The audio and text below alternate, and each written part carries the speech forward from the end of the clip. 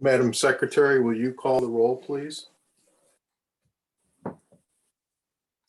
I will. Rachel Anger is present. Kathy Calhoun.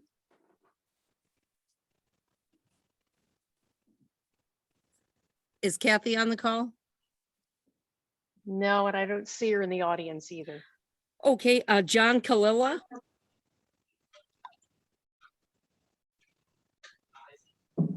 John, are you? John? I see you. I'm here. Thank you. Ken Curley, Here. Pam Delabar. Present and accounted for. Thank you. Kathy Dunham, Here. George Eigenhauser, Here. Mark Hannon, Here. Yukiko Hayata, Here. Carol Krasnowski, Here. Rich Maston, Here. Steve McCullough, Here. Melanie Morgan, Here. Pam Moser, Here. Sharon Roy. No, Sharon. Howard Webster, Here. Annette Wilson, Here. and I'm acknowledging that Daryl Newkirk is not on the call. From central office, we have Eileen Tartaglia, Here, James Simbro, Here. and Shelley Perkins. Here. okay, And our ID committee, I believe Gavin Cowell will be on later, but I'll call him in case he's on now. Is Gavin Cowell on the call? No, Gavin. Eva Chen? No, Eva, and Matt Wong. believe Matthew is here, but I don't see any audio for him. You've Oh, also got more central office people than you've called. Desiree is on the, okay. Kathy Calhoun is trying to get back in. She called me. So I just, here's Sharon Roy. okay, so let me also call our marketing director, Desiree Bobby Here, is on the call. Thank you. Is Kathy Calhoun on the call yet? And Sharon Roy, is Sharon on the call? Sharon Roy is in the audience and I'm trying to, there she is. She just came in as a panelist. And I still don't have Kathy Calhoun. So I'm not, Rachel, I'm in. This is Sharon. Thank you, Sharon. So noted. all right. I'm going to resend the link to Kathy.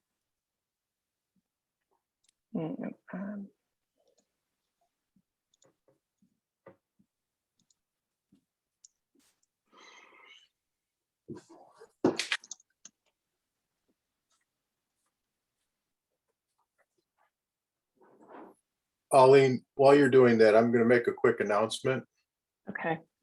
Okay. Before we start the meeting, I just want to let everybody attending know that President Daryl Newkirk will not be joining us this evening.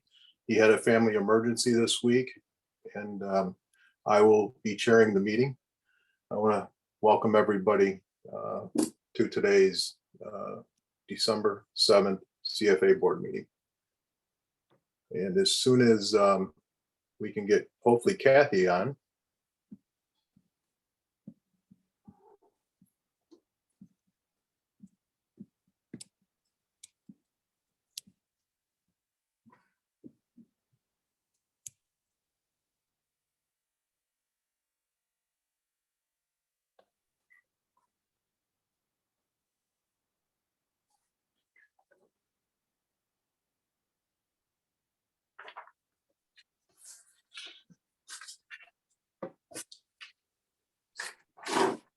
Okay, Kathy is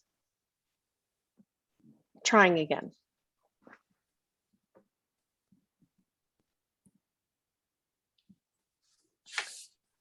There she is. Okay.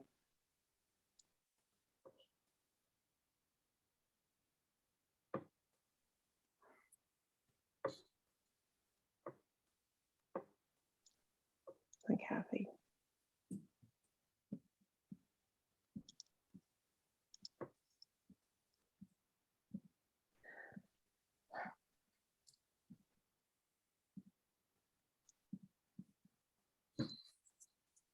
No luck, Elaine, getting her in? She's in the audience, but I can't get her promoted to panelist. Okay, Oh, wait, no, she's still not there. I'm gonna have to call her. I'm sorry.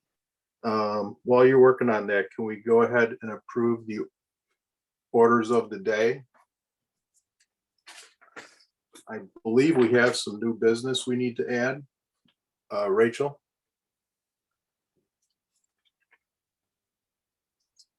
There we go. I have a couple of action items for new business. Two different motions that I provided Eileen with, and she'll present them under that agenda item. Okay.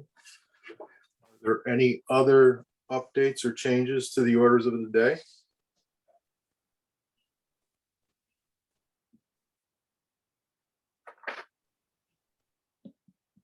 Seeing no hands up, can I have a motion to approve the orders of the day, please? I moved. And a second? Rachel seconds. Okay. Thank you, George and Rachel. Any objections, please raise your hand.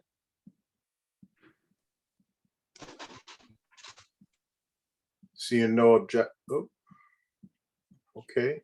John Kalila, you object to this, so then I'm going to call for a vote. No. I just pushed the wrong key. Okay.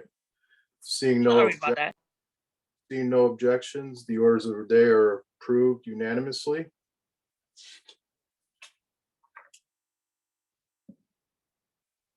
Rachel, would you do the ratification of online motions and approval of the minutes, please?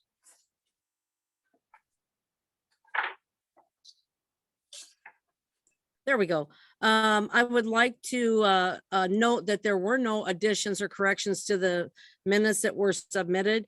I'd also like to move for approval of the October 2nd and 3rd, 2021 teleconference minutes as published. Second. I heard George, somebody else was in there, but I heard George's name. Mhm. Okay. Any objections? Seeing no objections. They're unanimously passed. Rachel? Next, we have 4 motions that do not require ratification because they passed unanimously, but we include them in our minutes for historical purposes. We also have motions that require ratification. There are 6 of those. I would like to move for ratification of the 6 motions that require ratification. Okay, second, please. Carol seconds. Carol, I got you as a second. Okay, any objections? I'm trying to get my hand raised. Could we see that on the screen? So I don't have to bring it up on my iPhone? Sure, let's see. Eileen, are you available to bring that up on the screen, please? I'm still trying to get Kathy and I'm on the phone with her. So I'm sorry, where are we on the? What page do you want me to be on? I'm sorry. Well, I don't have page numbers on my document. Is what section of the judging program? Motions that require ratifications, 1, 2, 3, 4, 5, and 6. It covers 3 pages. Just before the judging program. Oh, okay, I'm sorry. So these, Correct. Starting there. okay. Can everybody see that? Is it large enough? Can you make make it it larger? Yes, I can. Let me try. Oh, that's really big. Is that better though? No, No, because it cuts off in I'm sorry. Yeah, mid-word. Goes off the screen. let me just go. Just go to. May I chime in and say that these motions were all individually announced to the board members as they were approved. They were also provided to everyone in the compiled reports. Nothing has changed. They're the same as everyone has already received. So I would like to call the question, please. So that we Okay. can move on. Thank you, Madam Secretary. Any of Pam Delabar, your hand is up. Under the second one for grant a show rule 4.04 and allow iCity and China Kiwi, there's a discussion underneath which brings up, Rich, something that you had said and put a suggested fee schedule there. I don't see a motion for this. Is this just discussion or is this something that you want us to ratify that goes up with the executive committee's action on the show rules and I mean, for iCity and China Kiwi? Pam, it was just recommendations that I had with the executive committee. There was not a motion on my fee schedule. Okay, Just- thank you. You're Thank you. welcome. That's all I wanted because then I would have to vote against it. No, you're welcome. Steve McCullough. Is there two number sixes at the end? Or is that just on my, I do see two number sixes. Rachel, do you have any comments on that?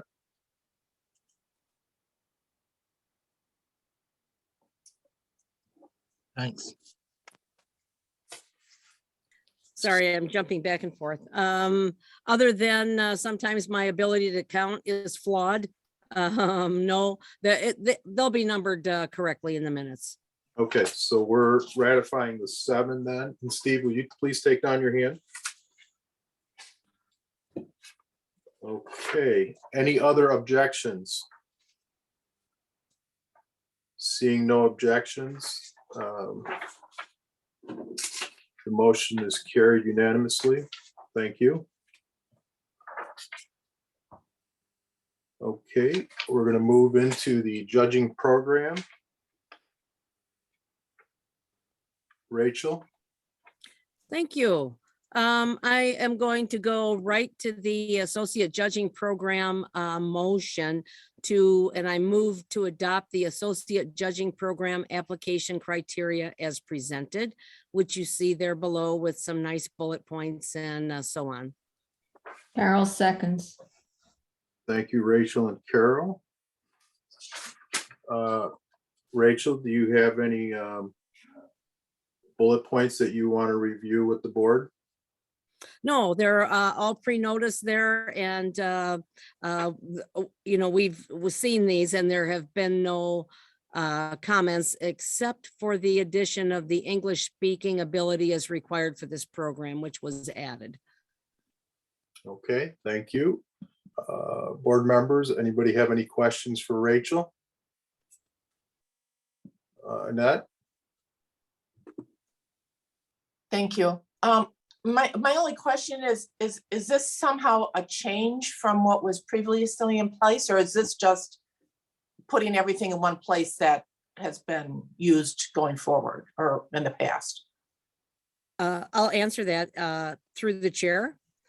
Go ahead, Rachel. We have, to my knowledge, not adopted any formal application criteria. So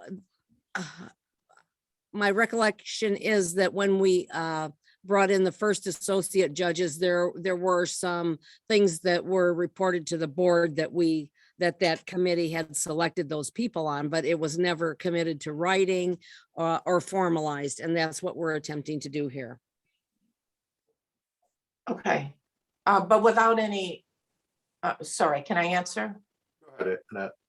Okay.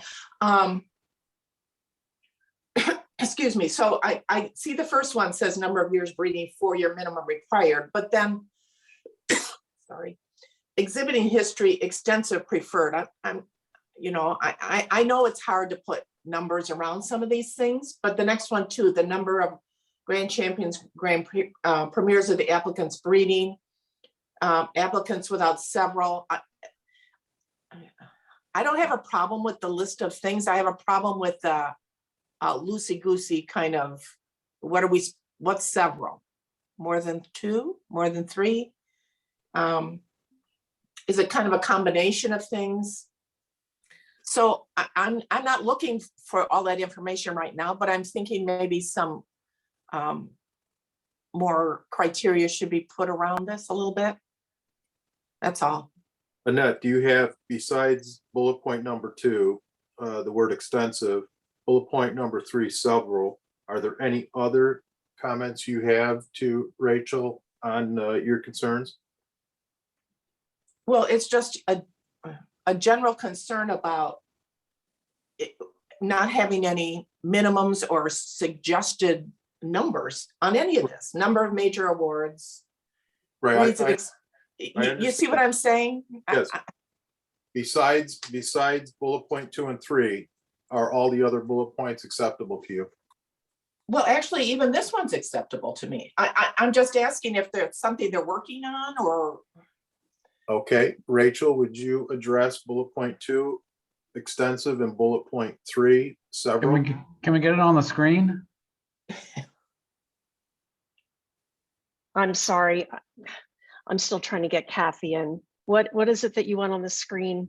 The Is board. it the, Page 2. all right, There. so we want just there? No, Thank you went you. past it. There. Right there. That's There. it. Thank You you. want me to go back? No, that was what we wanted. This is Okay. what we want. Thank you. Right there. Okay, so if I can just jump in, anywhere where it says extensive or number or is open-ended, I guess it would be nice to have an idea. If someone, for example, bullet point 1 says 4-year minimum. Okay, that's understandable. Exhibiting history, extensive preferred. What's extensive? 3 years or more? Number of grand champions and grand premiers. Okay, what numbers? Number of major awards. How many? Breeds of experience. Should there be more than one breed? Should there be 2 breeds? So I'm actually just looking for input here, but I'm explaining what, where I think this maybe could be improved. Okay, Rachel, do you Thanks. want to address Annette's comments now, or do you want to hear the rest of them first? Well, I would like to address that now because we're spending a lot of time on something that has been pre-noticed. Why weren't these questions brought up earlier? Second, what we're looking for here is body of work. So we want an applicant to come forward to present to us what they have done. And this is something that Ann would have to answer specifically, but this has always been my impression, is that we're trying to just give these applicants an idea of what we're looking for. If the board is looking for something else, we can take this back and redo it. But this is our first attempt at an application criteria. It was brought up at a previous board meeting and sent to everybody at that time. And here we are dissecting it in a meeting when we have a tremendous amount of business. I'm very happy to hear and take all these suggestions and bring it back up at another board meeting if you would like. But this was what was presented and not commented on, so we brought it forward. Okay, But thank you. I am happy to withdraw the motion if people think that this is not acceptable. Do you want to hear what Melanie and Mark have, or do you want to withdraw the motion? They can do it if there's a chance that it can be accepted tonight. I would like to go forward with it, although it's not time sensitive. So what I'm going to suggest for the sake of saving time is to withdraw my motion, open it up for comments offline and bring it back at our next board meeting. Carol, are you acceptable to that? You are the second. Yes, I am.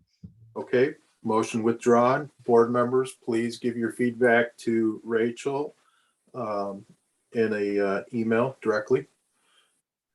Thank you, Rachel. You want to continue? Yes, I'll take my hand down too, as soon as I can get there. Sorry. The next motion is to accept the to advance the ID Asia other associate trainees to associates, which we will deal with in executive session. Okay, We have a Thank list you. there. And so now we can go right down to our advancements, which will also be dealt with in executive session. And we'll report those back to the board after those are dealt with. Our next action item is to approve, that I'd like to move, is to approve the leave of absence for Donna Fuller until November 30th, 2022. May I have a second? Carol The seconds. LeVar seconds. Yeah, I've got Carol. Okay. Melanie, you have your hand up? Yes, sorry, it's not about the current motion. However, it was about something with the training and advancing judges, so we can deal with the current motion. Yes, please. Mhm.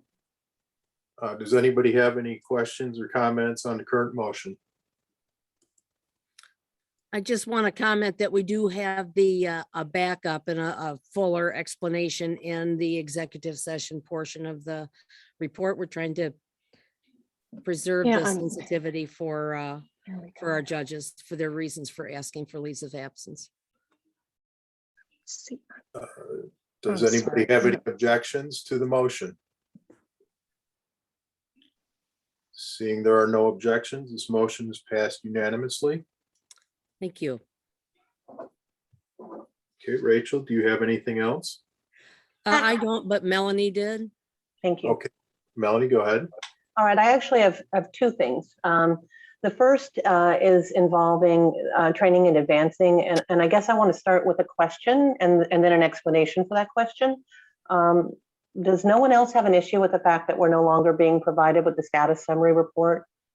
At the October meeting, I spent a good deal of time detailing why that status summary table was an important part of each meeting, as it provides such a snapshot for reference. And in October, I know there were a number of errors in the report, and I thought that we'd agreed that it would be corrected and included as part of the minutes. And so I was kind of disappointed to not find the summary in either open or closed session reports for the judging program in this meeting's reports when they came out.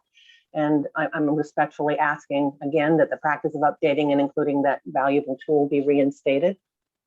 I have that available and I'd be glad to send it to the board members right now if you would like. That's awesome. Thank you. Thank you, Rachel. Okay, and Rich, can I go to my second Yeah, thing? please. Yep. Thank you. Okay, so this is on our the leave of absences situation. So after the last meeting, a number of board members approached me on the matter of action items related to leave of absence for whatever reason, medical, whatever, retirements, resignations, etc.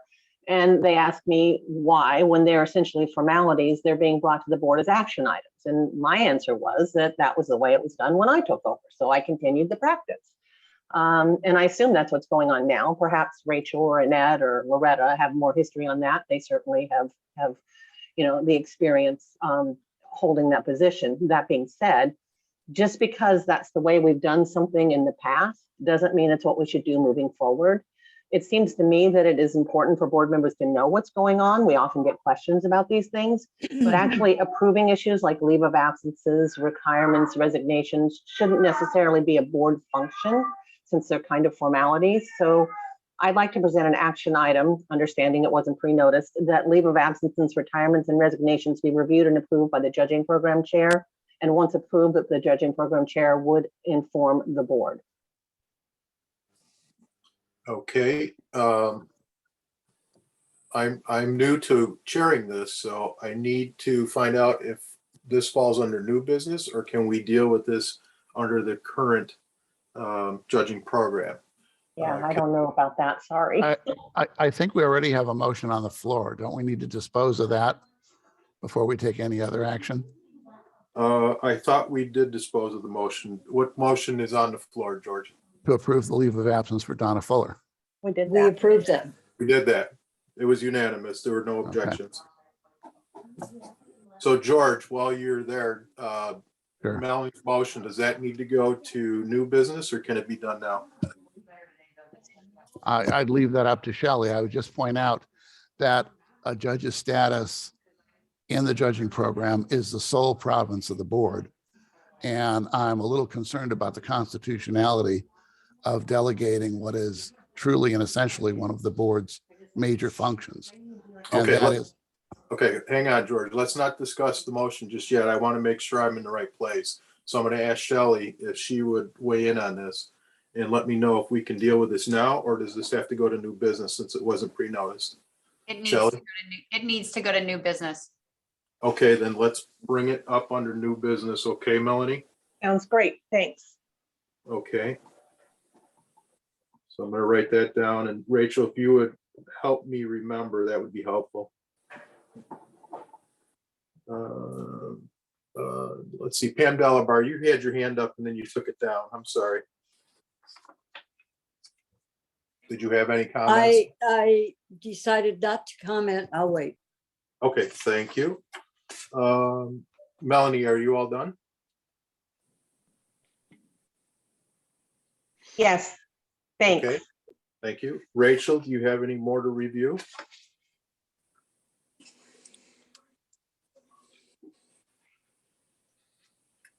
There we go. No, that is all that we have for our open session for the judging program report.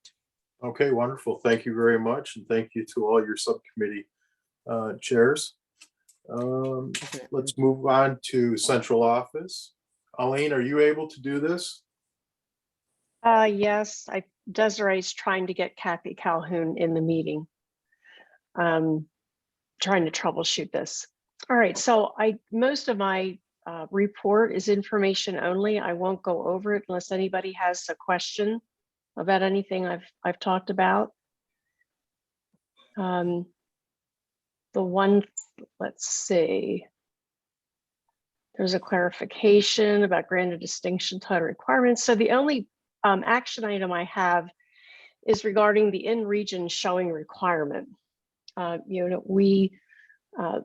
The current exception or the rule is that CAT is required to show in region for this show season, provided there is a show in the region. However, with kittens, some of the kittens aged out before a show was held in their region. So it was not possible for them to meet that requirement. So I provided two considerations for you. One would be you can read what they are.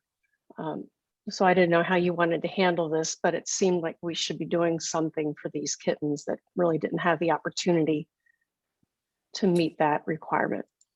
Okay, Elaine, thank you for bringing that to our attention. Can I have a board member make a motion so we can begin the discussion, please? Carolyn will make the motion. Steve, What motion second. are you making, Carol and Steve? What one? The first one or the second? Both. I'll make the second one, actually. Okay, Steve, are you in agreement with that? Sorry. Yes, sir. Okay, Pam Delabar,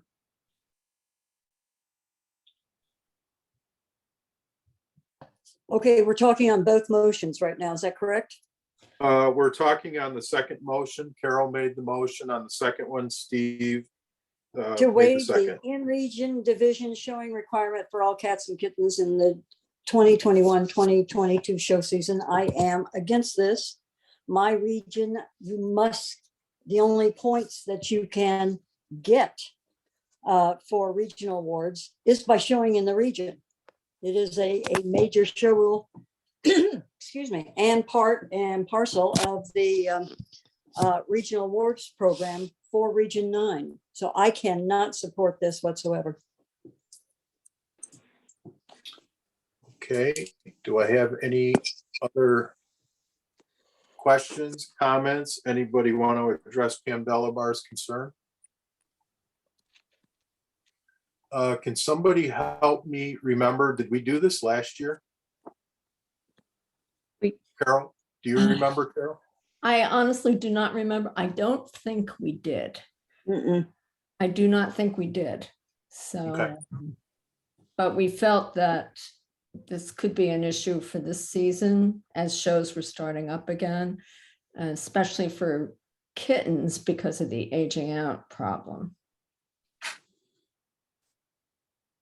Okay, are there any more questions or comments on the motion that's on the floor?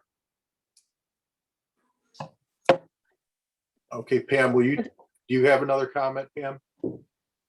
Oh, I have lots more on this one, but I think you get the point across that this is not just setting a policy, you're negating established show rules, excuse me, that's set for the region. So I could, if the board puts this policy into play, then I could have regional winning cats and kittens who were never shown in Region 9. And the show rules specifically state that Region 9 regional winners must have the points that they gained within the region and not from outside. If they show outside the region, that's usually to go for some other award, be it a breed winner, excuse me, a breed winner or a national winner. Okay, And okay. Thank you again, Pam. Annette? My question is for Pam. Would the first motion be more palatable if it just was kittens, since they only have a 4-month period to show? I can support the first one. Okay, and then would it make a difference to regions besides 1 through 8 if this was only in effect for regions 1 through 8? Or is this also an issue in the ID? Does anybody know? Penny? Yeah, I don't think it'll be an issue with the ID, but I do agree with what you're suggesting, Annette. I think we should deal with kittens. We didn't have that requirement last season. And we should, go ahead and do it this season, even though that it seems that we've had a lot more shows. So I think we need to clarify it. My hang up, I agree, cats should be shown within their region again, but kittens, we do have an age out situation, so I would support the first one, not the second. Okay. Penny?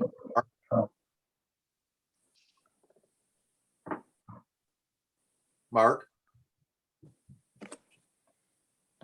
I just want to point out that James is trying to raise his hand. I saw his hand go up and then went down. James, did you have a comment? Yeah, I was just going to comment as far as other regions in the ID. I believe we've got some China, areas within China that have not held a show, and we're not sure if that's a factor.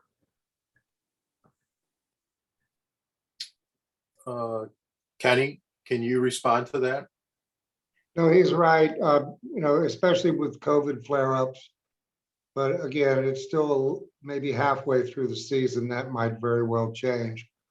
But like I said, what's good for China may not be good for the rest of the world. So like I said, I would definitely support the first motion and not the second.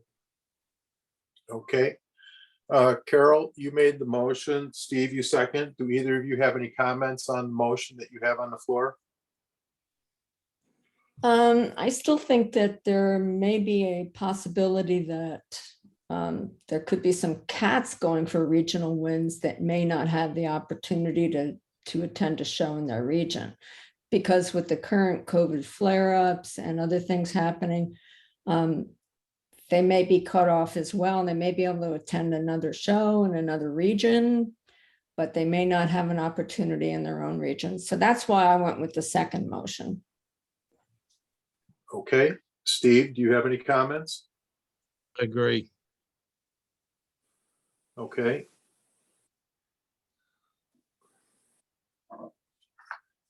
Any other additional comments? Pam Delaware? I am still trying to find the show rule that pertains to Region 9 You cannot overcome a standing show rule with a policy. And I'm going to tell you right now, and Melanie can probably back this up. I have a cat that's going to get a regional award in Region 9, has yet to be shown in Region 9. And Wow. it could come up being best cat in Region 9 without ever coming here. Okay, And Colleen? this was why we instituted these rules oh so many years ago, is to make sure that cats weren't just being shipped over and that the rules were totally predicated on how much money the owner had. Okay.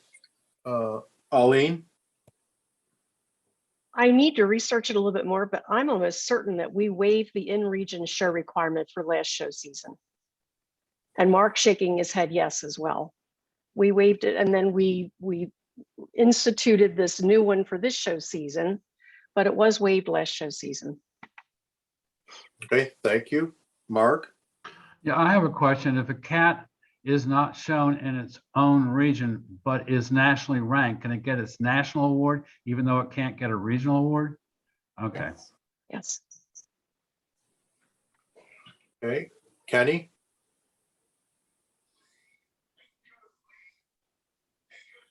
Kenny? No, I'm sorry. I didn't take my hand down. I apologize. Okay. PM Delabar, do you want to amend the motion so it does not include Region 9?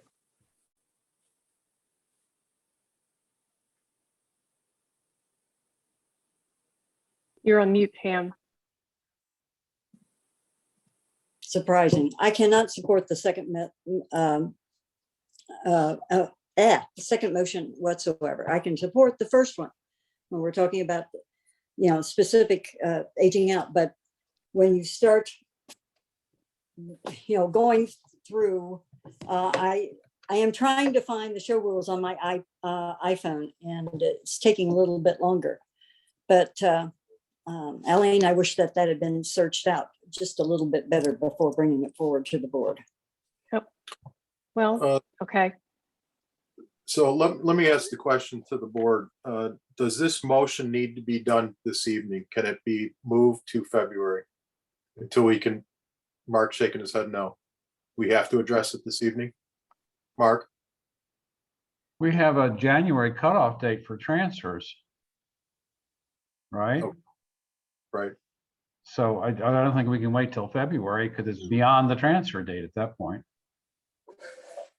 I mean, in the case of the cat Pam's talking about, I mean, they can, prior to January, whatever the date is, they can transfer it to Region 7. Because that's where it's currently residing and is being shown from. Only due to travel problems with COVID right now. They Right. have every intention of bringing that cat and having it participate as a Region 9 cat.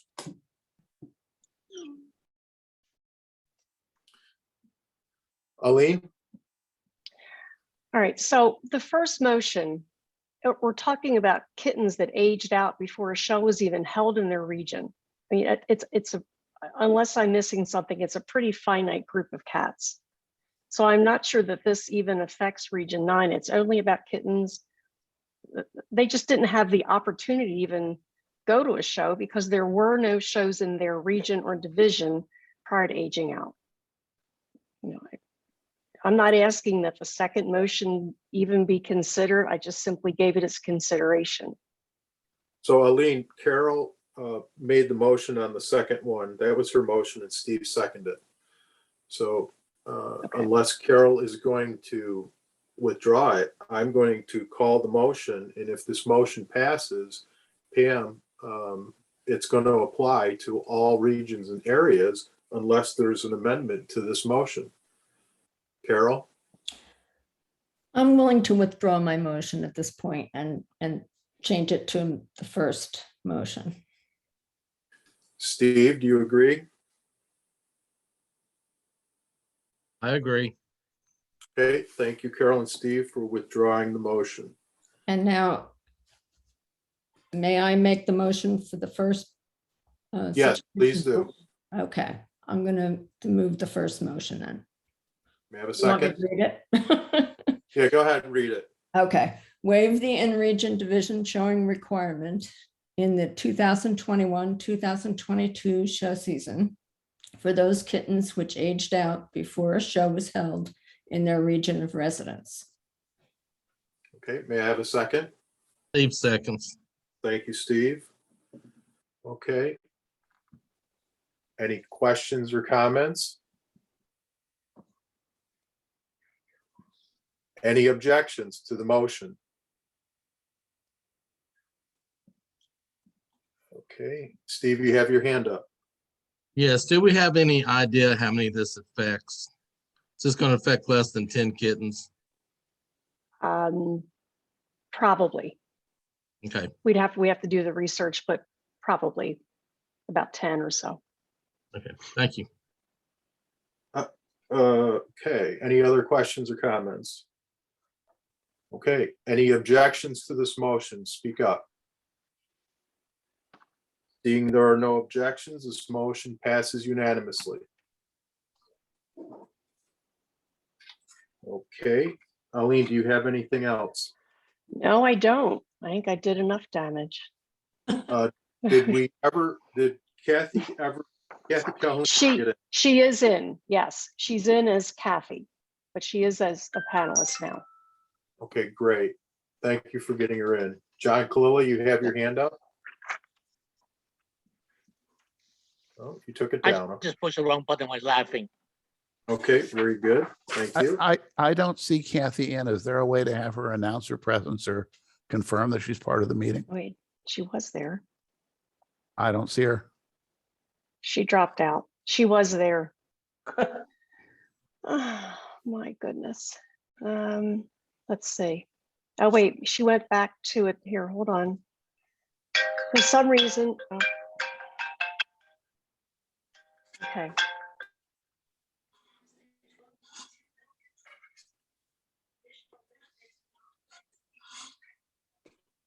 Kathy, are you? No. There, she's back in. Kathy, you're on mute. Can you unmute yourself?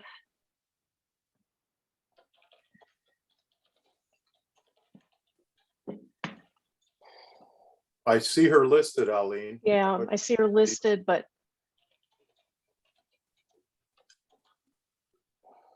Okay, Desiree was helping her. I'm going to ask her to call Kathy again. Okay, I'll be on the lookout for her as we go through the agenda. Okay. Maybe she can raise her hand, or she can send you a text or a phone call. Something. Yeah, let me. Okay, I'm going to continue on. We're going to go on to marketing. Desiree, thank you for your report. I'm going to ask you not to review it, and I'm going to ask the board members if there are any questions for Desiree. Here, let me. Okay, seeing no questions and no action items, Desiree, thank you again for your report. We're going to move on to the next item, and I know we will be seeing you again in closed session. Okay, the next item is the IT report. James, I thank you for your report. Does anyone have any questions or comments for James?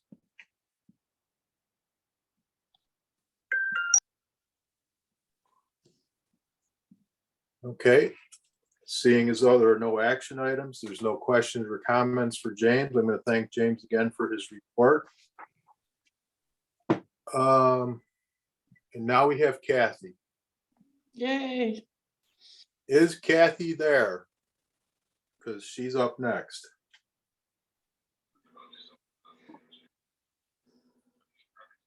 It does not look like we have Kathy. No, we still can't get her in. Can't talk.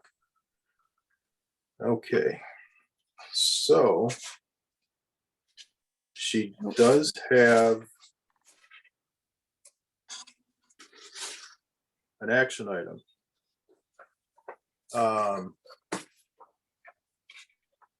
So in the past, when we've had board members not be able to do their committee reports. Mark and Pam, can you help me? Do we postpone them until they can return, or does somebody else handle the report? We can do it either way, but my recommendation is to keep trying to get her on and we'll come back to it. Okay, Pam, do you agree with that? I agree. Okay, let's do that. I'm gonna pull those from my file.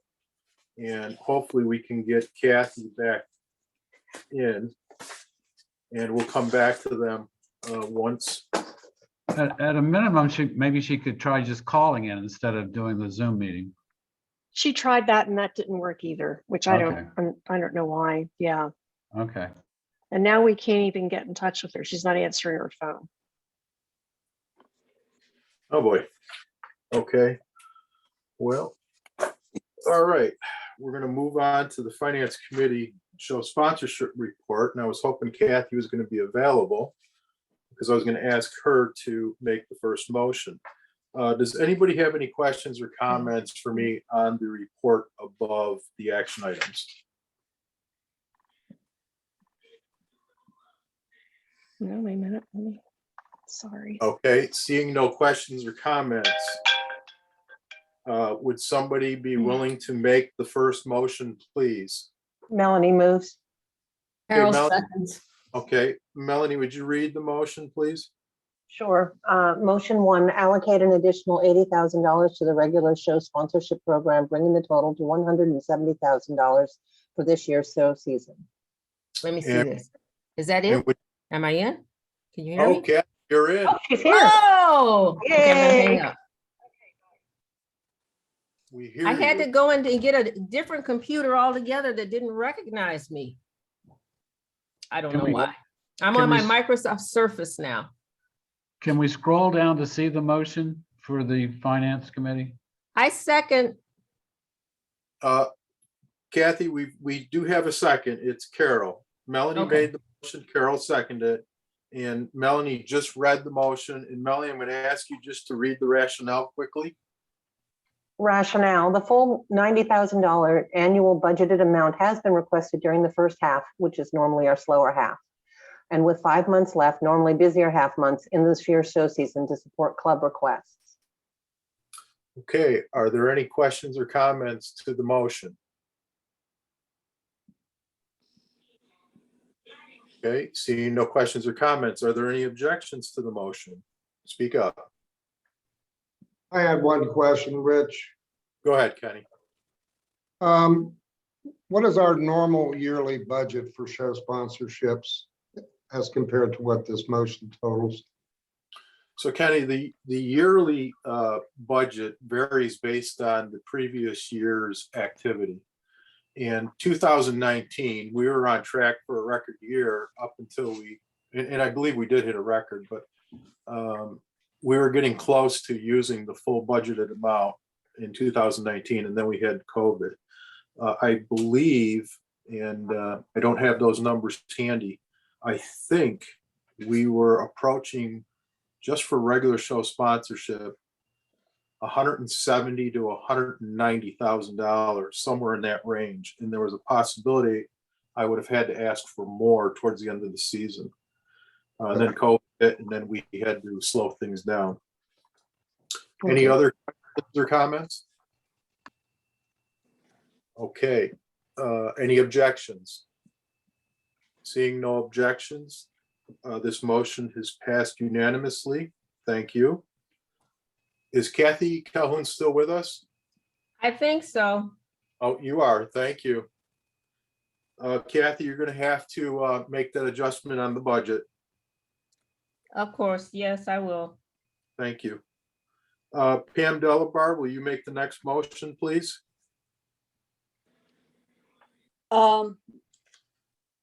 If I read it, approve awarding up to 2 sponsorships at $700 each per show in Region 9. Right now, I have been awarding 1 per show that would like to bring in a CFA judge from outside Region 9. We're getting a whole bunch of shows now, all of a sudden coming up.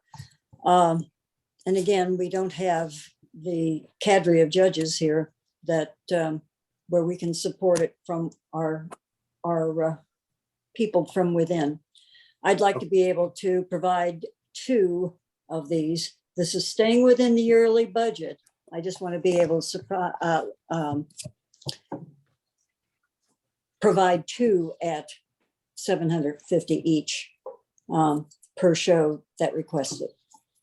Okay, so Pam, clarification there, you just said 750, you meant 700, correct? Yeah, I'm sorry. Sorry, Okay. 700. Melanie Yeah. seconds. Thank you, Melanie. Okay, Pam Mosier, I, for some reason, thought that we approved or at one time 3. Am I wrong, or was that just the year before that or something? Because I thought they had 3 for each show for 2,100. Nope, the max that was ever given was 1,400. And that was with, if they got that, any of that sponsorship money to bring in a CFA judge, then no guest judges could be used. And of course, we've got a list of now 13 approved guest judges that can be used. Pam Mosier, do you have any more questions? Wait a minute, you're saying guest judges, are you including CFA judges?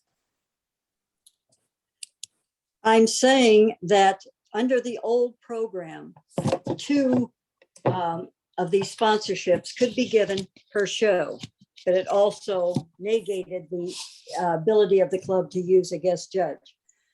What I'm asking for is, without any penalty, is to be able to award up to 2 sponsorships at $700 each per show in the region. As I said, this does not go over our budget. But previously, when we came up with what was going on with this item, we were only giving 1 per show. Okay, I'm not trying to be difficult here, really, I'm not. I'm just trying to clarify between guest judges and bringing over our CFA judges. Is that 2 different things? Yep. Okay, that's where I messed up. Okay, never mind. Okay, thank you, Pam. Mark? My understanding from what Pam said was, in the past, we had $1,400 sponsorships, and I thought it was $700 individually for 2 judges, right? Mm-hmm. Is that what we're asking for now? Because it doesn't say for separate judges. They could, the way it's passed, they could get the money for more than that judge, right? No. Still want it at 700, but you want it for 2 different shows? No, I want it for 2 different judges. It's just 2 different. Yeah, the Right. motion is. So you want to go back to what it was? No, what it was had a penalty attached to it. This has Oh, no okay, penalty attached okay. to it. Okay. But it doesn't say in the motion that it's for 2 separate judges. Approve awarding up to 2 sponsorships at $700 each per show in Region 9. I repeat, it doesn't say for separate judges. It doesn't spell out what the sponsorships mean. Based on the way it's written, you could have $1,400 for 1 judge. Okay, Mark, why don't you make an amendment to the motion so we can include that then?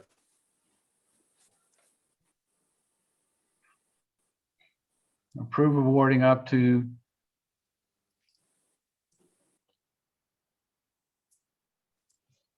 two sponsorships at $700 each for 2 separate, for 2 individual judges per show in Region 9. Does that clarify it?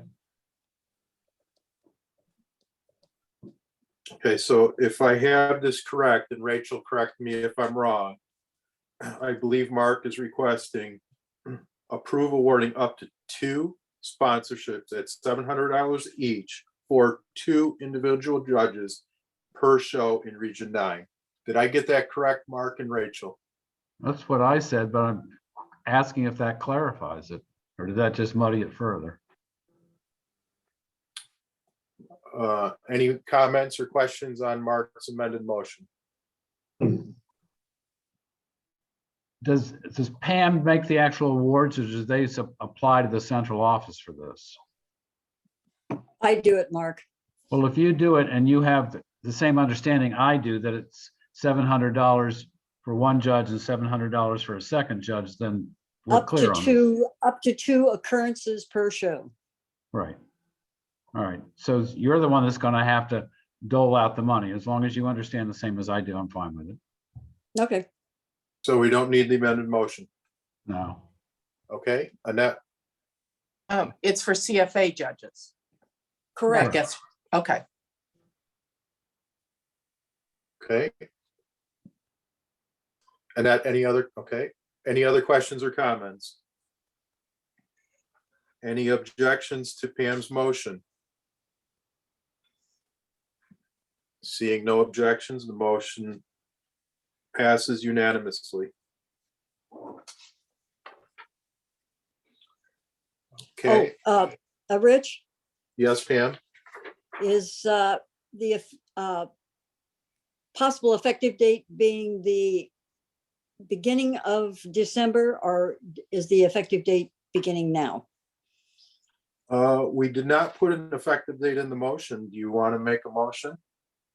I would so move that this be effective 1 December 2021. Any seconds? Okay, I hope I'm not doing this out of order, because earlier we said we had to do something in new business. Any questions or comments to Pam on her effective December 1? Okay, seeing no questions or comments, any objections? Hearing no objection. Oh, Rachel. Thanks. I was trying to get my hand up. My question is, why are we making it retroactive back to December 1st? Is that to provide funds to a club that's already held a show? Yes. Okay, I just wanted to be clear on that. Thanks. Okay, any other questions or comments? Any objections? Hearing and seeing no objections, motion carries unanimously. Pam, do you have anything else? Thank you. You are welcome. And I do not have anything else on the Finance Committee report. I'm going to go back to Kathy's report, and we're going to do the treasurer's report. Okay, thank you. So the treasurer's report was posted and sent out to everyone through the consolidated reporting from Rachel. I'm not going to drain this report. I will just call out the total registrations is 3.6% lower than prior year.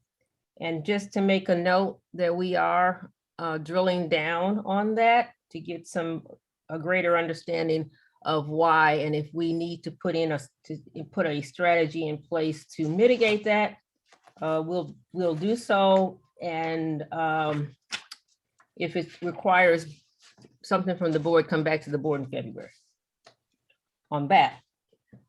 Otherwise, the report is fairly straightforward. The accounts that we see improving are, considering that we are comparing this to last year when we were just in the throes of COVID. Now we're seeing shows come back. So you see the related accounts that benefit from having shows start to show a positive trend. Other than that, are there any questions on the report itself? Okay. So I will. That's Kathy. No questions? Okay. And very proud to say that we are, or pleased to say we are at a net income of $205,000 compared to 193, which is considerably above budget. So when talking about the next item on the report would be the February board meeting 2022 update. So in October, at the board meeting, we said that we would revisit this at the December board meeting when we had a better idea of where our financials stand. So in regard to the financials, we are having a very healthy year. And that would be a positive toward this discussion of having a meeting. And another thing that I mentioned in the 2 bullets as being pros to having an in-person meeting would be that they tend to build a better team. Taking in consideration, there are cons or negative points that I need to bring out, would like to bring out. And I wanted to make everyone aware that which I'm sure you probably already are, you know that an in-person board meeting is expensive. And typically that board meeting will cost $30,000 as an approximation of what it costs just to bring people in, which includes airfare, hotel rooms, meals, parking, and those sorts of things. And just to note that the meals all of the board members are very, very conservative in their meals. So I'm sure that they under expense their meals. So there's nothing really there. Some questions were asked whether we would have anything that we could cut to reduce the price of a board meeting, and there really is nothing that can be cut. So that's a negative. It's an expensive endeavor. The next bullet talks about what we might be able to do with those funds. If we didn't spend them on a board meeting, we would certainly like to entertain redirecting those funds back to the regions, given that the regions are still expected and would like to have a nice regional banquet and a year-end celebration where they have to buy awards and those sorts of things. So that's still on most of the regions' agendas, but they have not been able to, they've not had as many shows. So the surcharge, which helps to finance those endeavors, is considerably lower. So the regions could use some help from CFA, and certainly not spending this $30,000 on a board meeting would certainly help in that direction. This February, there are no new breeds being presented, so we wouldn't be shortchanging anybody any new breeds.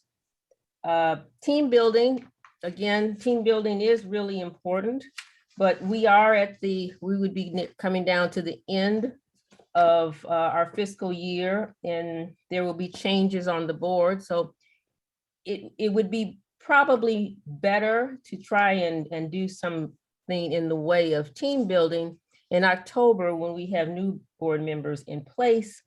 And I would actually recommend that we do that with an HR professional to work with us on team building and those sorts of skills.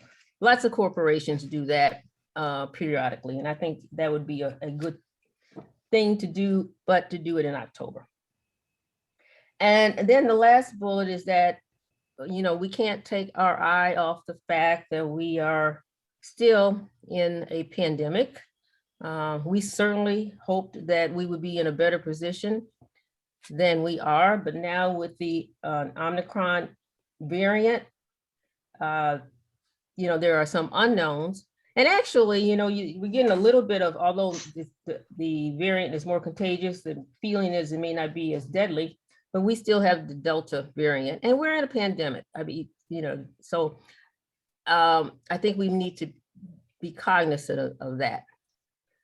So with that, those are the pros and cons around the February board meeting.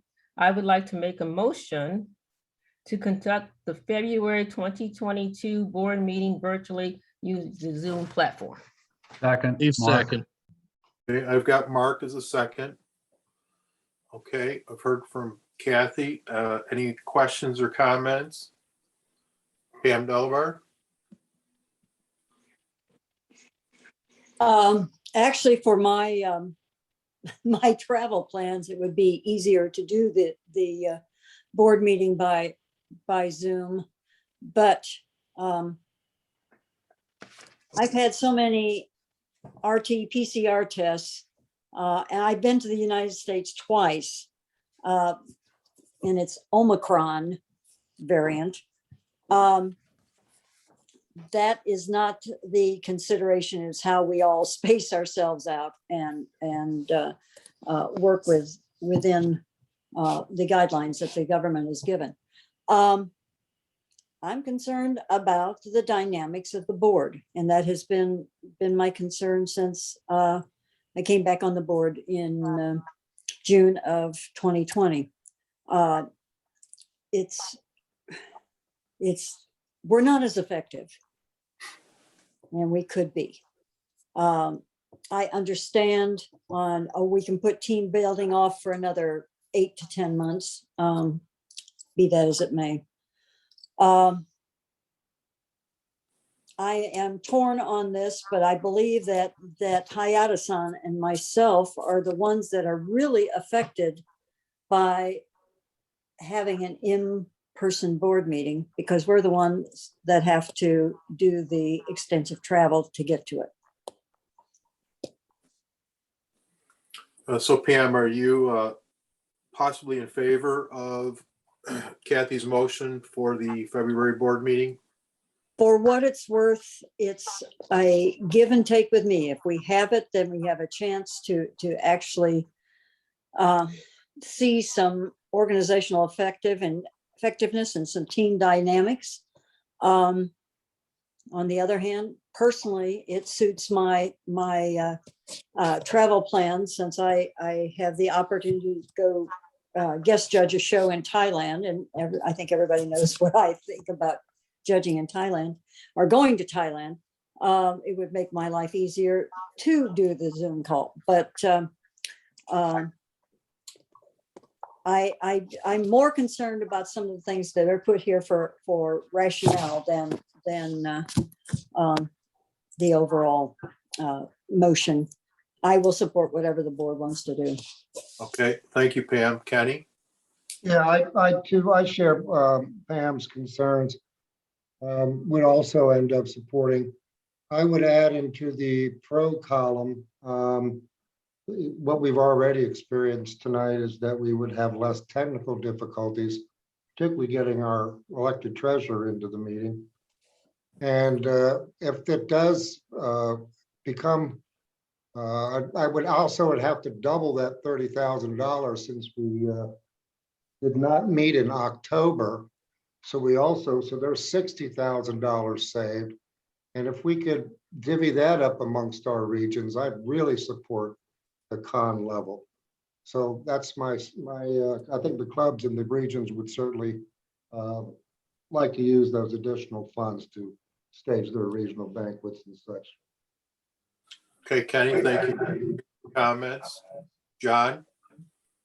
Oh, I support Kenny's $60,000. That's all I'm saying. I'm all about money. Okay.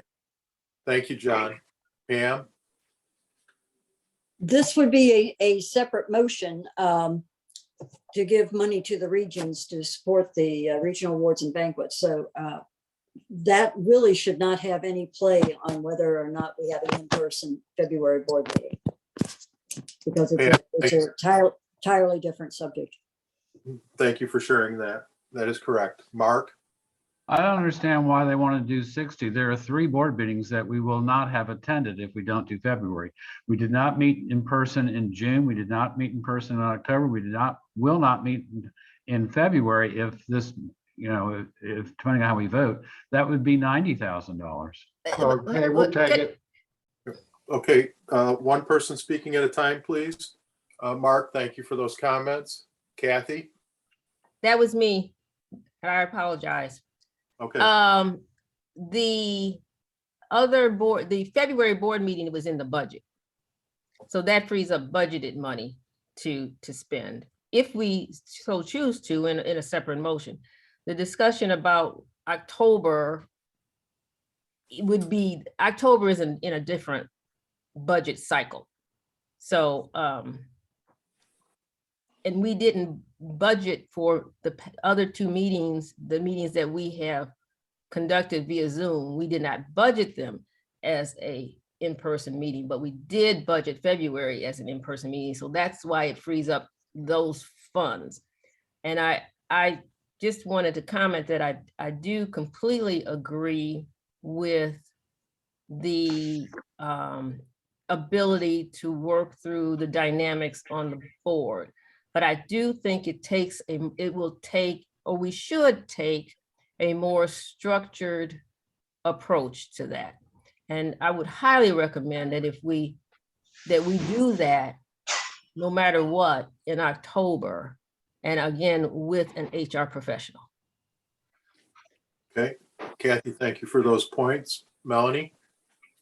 Hi, yeah, I understand exactly where Kathy's coming from. However, and certainly it's always great to be able to bring money back to our bottom line.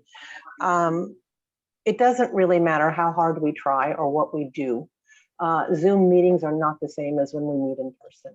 And I think we've lost something, and that our association as a whole is the poorer for the lack of our personal ability to actually connect with each other and conduct our business. So having in-person meetings is a cost of doing business. Many companies moving forward are going to change their normal paradigms, and that's a norm. I mean, something to be expected. We're going to have things like Zoom meetings, and that's been a great step forward. But even those companies that are doing the majority of their business online still get together periodically in person. And I think 3 times a year is the minimum that we should be expected to do that. And I think it's well worth the investment. And especially if our friends and fellow board members from overseas are willing to take that investment in the travel. I really think we should be looking at having the February meeting in person. Okay, Melanie, thank you for those comments. George? As much as I'd like to resume in-person meetings, we have to look at the message it sends as well. I mean, originally we were told that the COVID pandemic was going to end in May of 2020. And then it was August of 2020. And then it was after the fall of 2020. And then in the current administration, we were told it was going to be gone by the 4th of July. And every time we think it's over, COVID throws us another curveball. I think our first priority should be keeping our people safe. I mean, that is the most important thing to me. And in this instance, yeah, I would prefer we had the in-person meeting for all of the reasons everybody has brought up. I miss having those meetings, but I think leadership sometimes means making sacrifices. And I think we can forego an in-person meeting to send the message to the cat fancy: do what's safe first. Look out for yourselves, protect your families. Don't make any travel unless you truly need to do it. And I don't think we need to have the February meeting face-to-face. I would love to have it face-to-face, but that's a want and not a need. And I think at this point, it's better leadership for us to remain online, at least for now. Okay, George, thank you for your comments. Howard? Yes, I'm totally in favor with what Kathy has said. I think it's a good idea to have a Zoom meeting in February and then resume having in-person meetings in October if everything is turned around with the new variants. Thank you. Thank you, Howard. Pam, you are recognized again. Pam Delabar.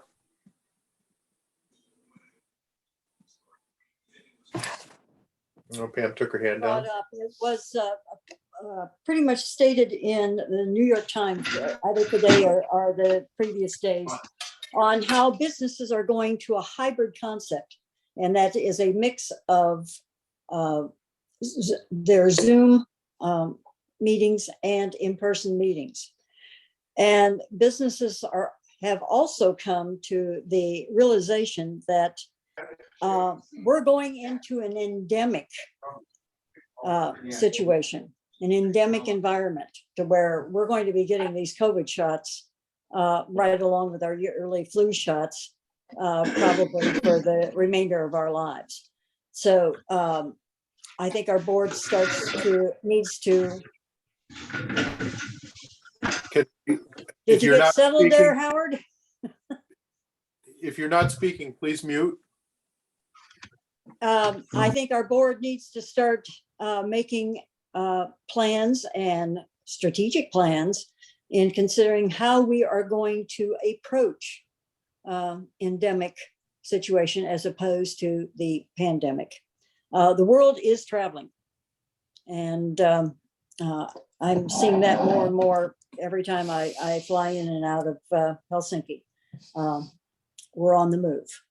So we have our, how we want to characterize our participation on and with the CFA board is something that we have to come back. Okay, thank you, Pam.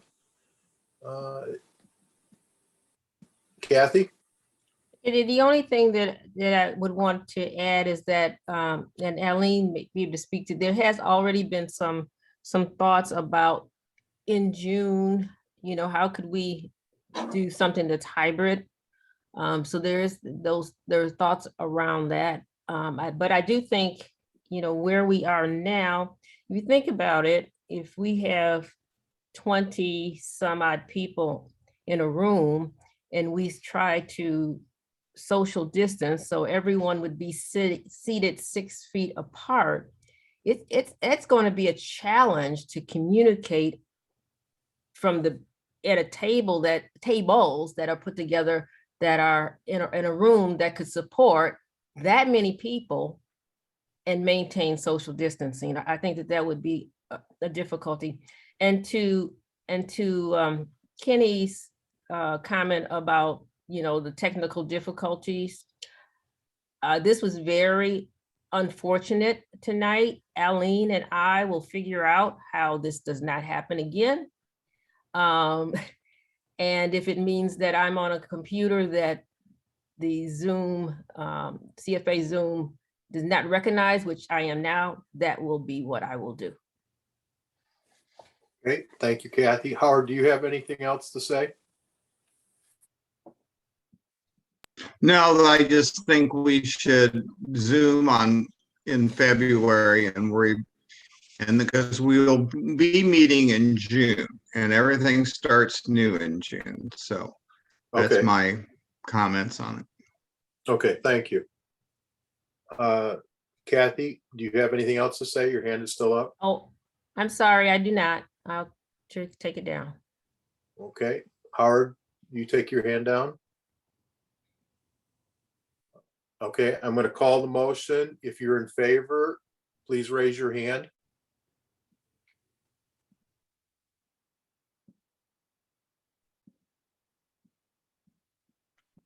What's the motion? Exactly. The motion is to conduct the February 2022 board meeting virtually using a Zoom platform. It should be on the screen.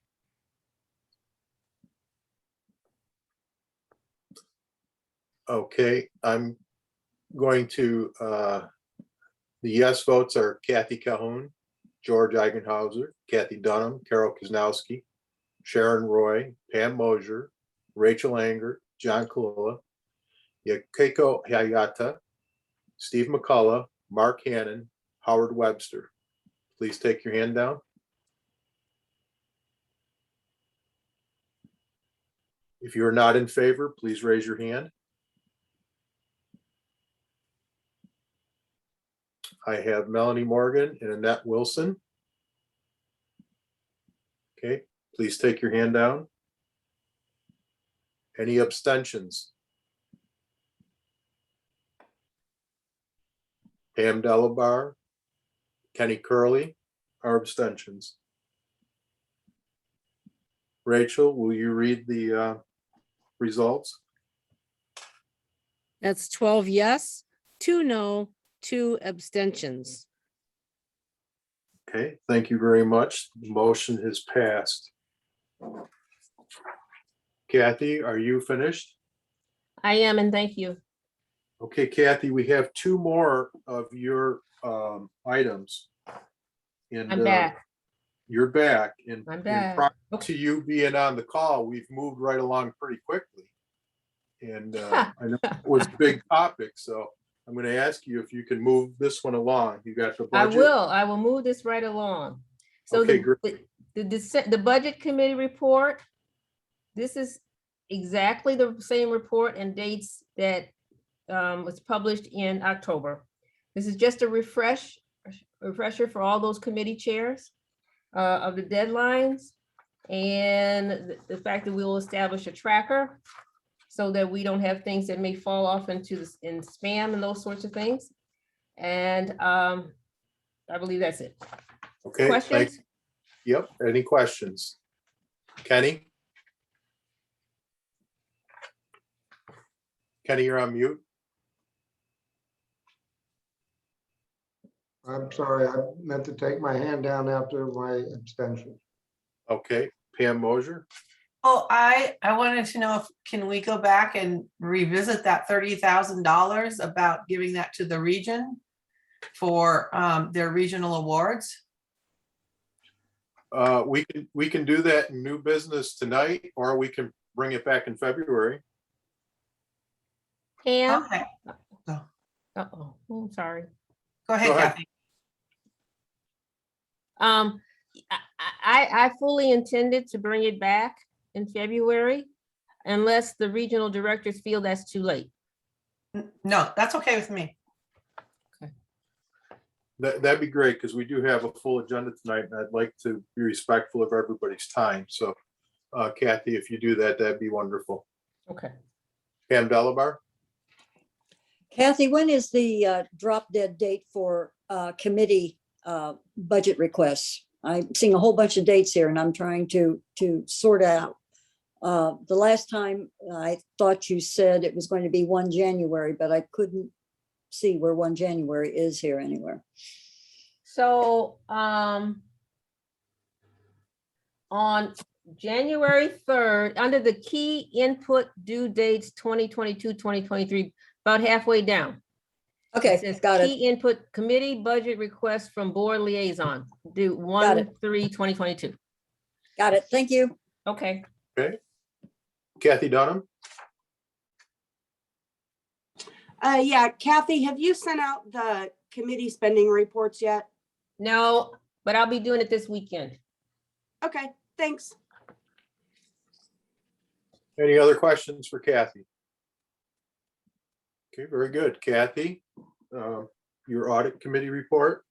Okay, so the audit has been completed and signed, and it is in File Vista in its entirety. I will call out, there were 2 things or 3 things actually. So the recommendation was to increase the capitalization trigger for purchases. So currently anything over $1,000 we were capitalizing. The recommendation was to increase that to 2,500 or 5,000. And we agreed to change the depreciation trigger to 2,500. So we will be depreciating over the life of whatever the entity is that we purchased, over its useful life, if it is $2,500 or over. There is and the second point, non-financial assets such as gifts in kind. There is a new financial accounting standards for that. We typically don't get many, if any, gifts in kind. So that does not directly affect CFA, but we are aware of it. And we've talked about functional expenses. And we were just encouraged to find an automated way to do that. And we will be working on that through the balance of the year. Otherwise, that is the report. Are there any questions? I see no questions, Kathy. Okay, Thank you. thank you. Okay, we're gonna go on to the international show. Okay. There we go. Got that? Thank you, Eileen. Yep. We're going to skip the current happenings of the committee, and I'm going to ask Mark Hannon to present the motions. Mark, will you present the motions, please? Sure. The first motion is to increase the champion and premiers awarded in each ring by 1 based on the number entered. We'd already voted and approved handing out 4 champion awards in the finals and 3 in premiership. We're asking, based on the entry, that if we get more than 70, that we increase it in championship to 5 awards rather than the previously approved 4. And in premiership, if we get 25 or more opens or premiers entered, that we increase it from the previously approved 3 awards to 4 awards. Carol seconds. Okay, thank you, Carol. Thank you, Mark. Okay, any questions or comments? Howard? I'm fully for this, being one of the people that show a lot and talk to, and one of the problems is when you have these bigger shows, you still only have 2 premiers, short hairs, and 2 long hairs that get chosen. This way, we get the numbers.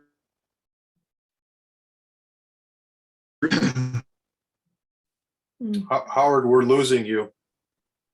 That would get.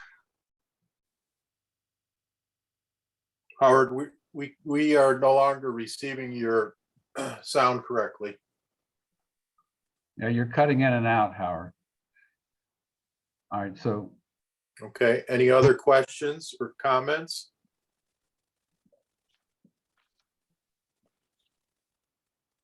Seeing no additional questions or comments, any objections, speak up.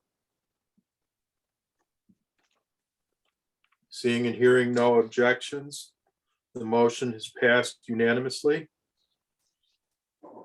Mark, will you take the second motion, please? Yeah, in the past, we've approved handing out top 15 household pets. We're asking to increase it to top 20 if we get 50 or more. And for historical purposes, at the last show, which was 2019, we had 37 household pets. And the previous year in 2018, we had 28 household pets. So we're really trying to drum up support for the household pet class. May I have a second, please? Or Seconds. I think that was George spoke first. Okay, any questions or comments on the motion?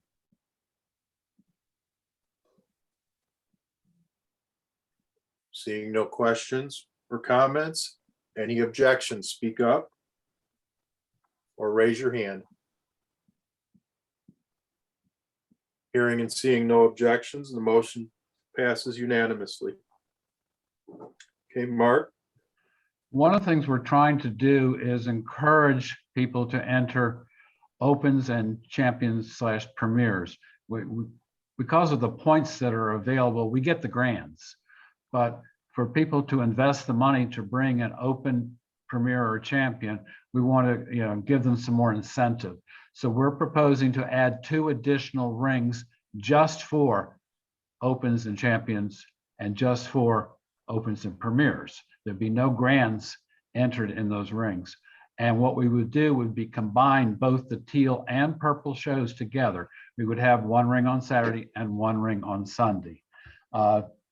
If you'd like, I can give you the numbers from the last 2 years. In 2019, we had a total, combining the 2 shows, of 122 opens and champions and 44 opens and premiers. In 2018, we had 67 opens and champions and 13 opens and premiers in the combined shows. So what we'd like to do is vote on having those 2 additional rings. We would propose to bring in the 2 judges who were next in line based on the number of votes. If you want to know who they are, I can tell you, but they're the at this point, it's the two alternates that were already announced, which were Gary Veach and Brian Pearson. Now, if one of the 18 drop out, the alternate would then move in to replace that, and we drop down to the next person to do the champion and premiers only ring. Okay, Mark, did you read the motion? Motion to add 2 additional rings limited to only, don't take it away from here, only to opens and champions and opens and premiers. Carol seconds. Thank you, Mark and Carol. Okay, Pam Mosier. Okay, so for clarification, if you do not reach that amount, then you would not bring those 2 judges in, correct? No, that's not correct. Oh, that isn't We correct. would Okay. give out, top 10 regardless of the entry in premiership, and top 15 if we went over that number. We would give out, regardless of the entry, top 15 in championship. And if we reach that number, we would increase it to 20. Oh, I see. I didn't see the second half there. Yeah. Sorry. Okay, Melanie. Clarification. So the scoring on those 2 champion only or open and champion only rings would be for national regional points as well as granding points, or No. just So granding? all we're handing out are grand points on those rings. Fair enough. And Okay. so that would mean that the opens and champions and premiers would actually have 10 judgings, whereas the rest of the cats would have 8. Melanie, you have any additional questions or comments? No, that answers my question. Thank you. You know, for the purpose of, for having it in the record, and for all those that are attending this evening's meeting, Mark, why don't you go ahead and read the full motion and include the points, please? To add 2 additional rings limited to only opens, champions, and opens premiers. This will provide 10 total judgings for the opens, champions, and premiers. The number of awards is based on the number entered as follows. 150 or more opens and champions would be top 20. Less than that would be top 15. In premiership, 60 or more opens and premiers enter would be top 15. Less than 60 would be top 10. Thank you, Mark. Okay, are there any additional questions or comments? Annette? Thank you. What kind of scheduling challenge would this present? It's definitely going to present a scheduling challenge. Okay. I mean, I like the idea. I just am wondering how that's going to work. Well, you would have to turn to your good friend Tim Schreck because he's doing the schedule. Does he know about this? No. Yeah, well, I just see conflicts, you know, conflicts for the finals, conflicts for the judging, especially since how many rings will actually be scheduled for Saturday? I can speak on that. In the past, we normally do 5 rings on Saturday, 3 rings on Sunday, so we can get done earlier on Sunday to get things prepared for Best in Show. The way this would work, since we're going to do 1 ring on Saturday and 1 ring on Sunday, we would likely do 6 rings on Saturday and 4 rings on Sunday. Any further questions or comments on that? No, I'm thinking about it. Okay. John's got his hand up. I see it, John. There's no additional charge, additional fees for the champions and premier, right? Everybody paid the same. Everybody pays the same fee. Our hope is that this is going to be a big incentive for people to enter more opens, champions, and premiers. That'll make the people with grands happier because they'll have more points too. Well, I like the idea. I just want to make sure that whether there's additional fee or not. Thank you. No. Okay, any other additional comments or questions? John, will you take your hand down, please? Other than a scheduling concern, I really didn't hear of any objections, so I'm going to call for any objections. I have a question. Go ahead, Steve. You can see I'm confused. So will they grand on Saturday and transfer on Sunday as grands? If they get 200 points Well, if there's 150 or there, it shouldn't be 75 a in problem. premiership. Yeah, Okay.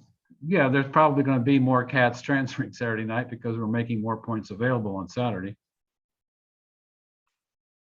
Thank you, Tim. Steve, do you have any other questions? Okay, Nope. all right. Any other additional questions or comments? Okay, I'm gonna try this again. Any objections, speak up or raise your hand.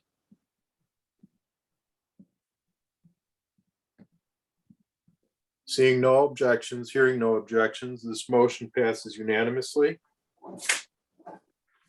Mark, will you continue? Yeah, the next problem is that we hand out grand points and 10% decrements, which means 10th best champion or premier gets 10% of the points. Anything lower than that, if we're doing top 15 or even top 20, they get 0 points. So we obviously are going to have to reconsider how we award points for those 2 rings. We had 2 ideas, and frankly, the committee ended up in a tie.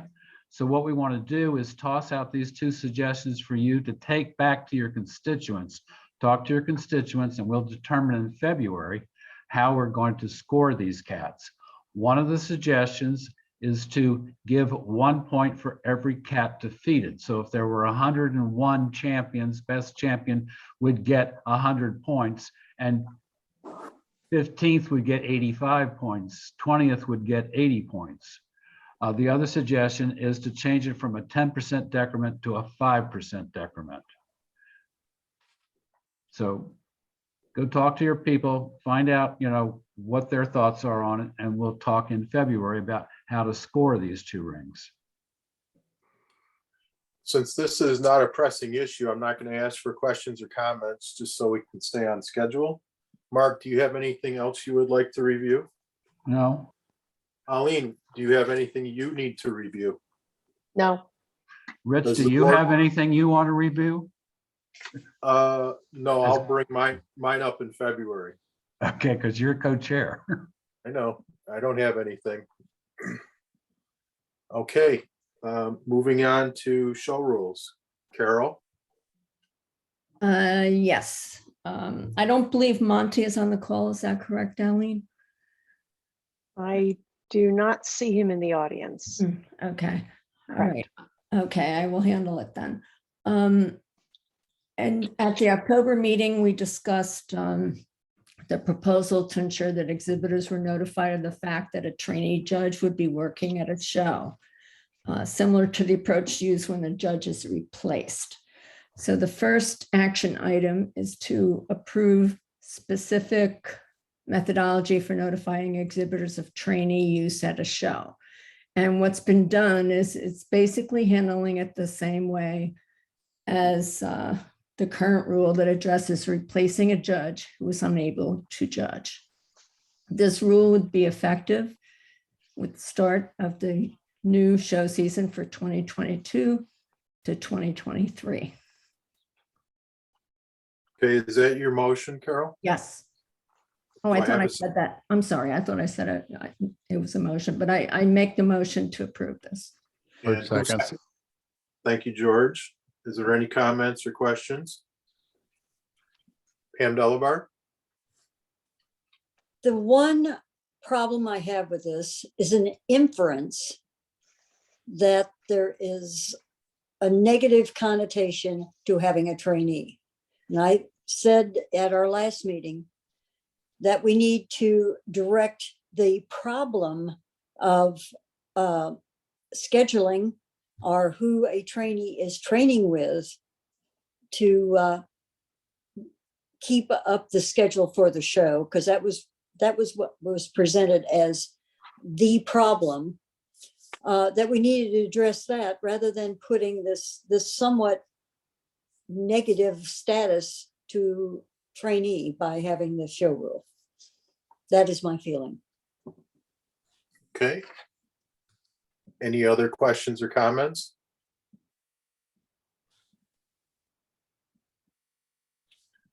Okay. Any objections to this motion? Okay, Mark has an objection, so I'm going to call the motion. If you are in favor, please raise your hand.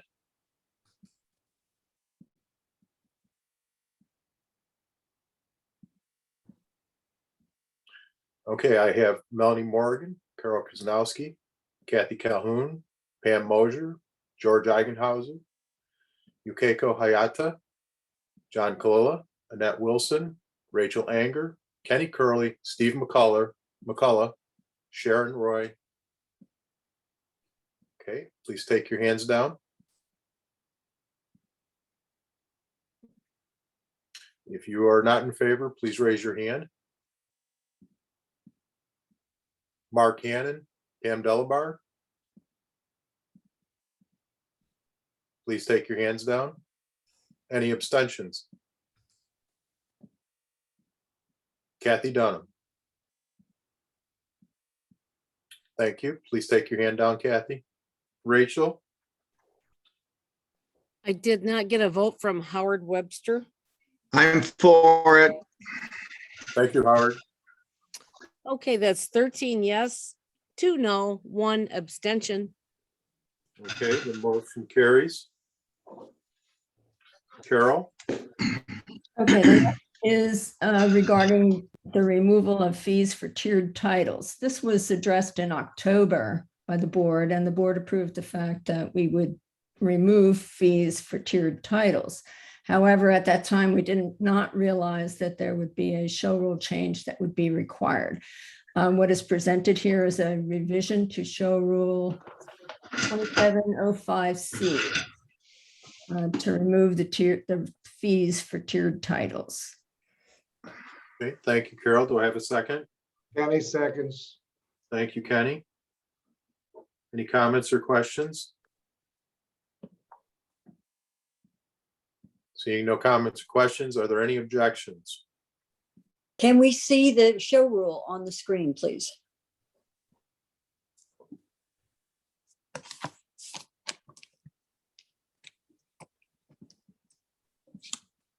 Okay, any objections? Speak up or raise your hand, please. Seeing and hearing no objections, the motion carries unanimously.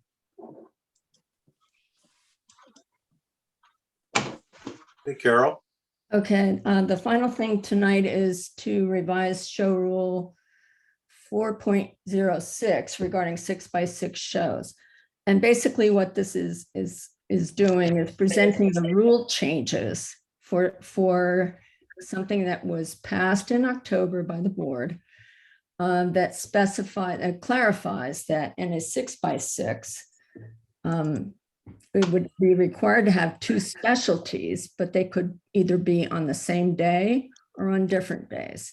So the show rules that are presented here clarify that situation. I move to approve this. Okay, do I have a second? Kenny seconds. Thank you. Any questions or comments?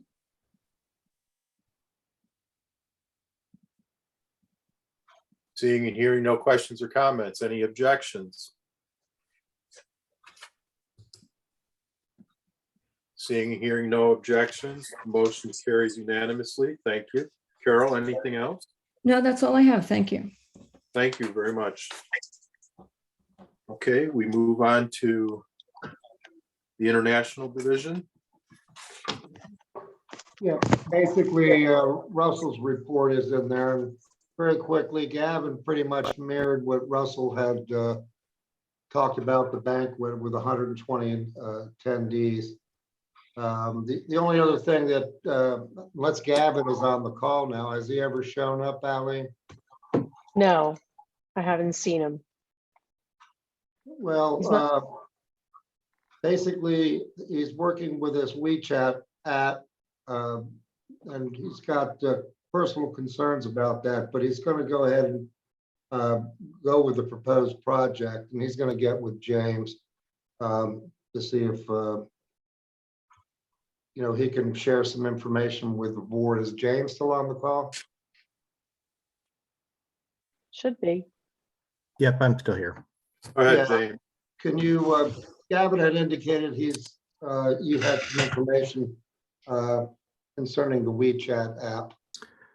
Yeah, he finally got a hold of me and told me about the additional requirements that they'd like to request. I did reply to him. I didn't hear back from him as far as I know, that there are some issues with what he's requesting. So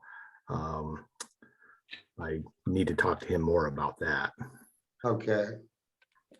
And if he's gonna need some more money, we're gonna have to get together and I need to have that so I can put it in our budget.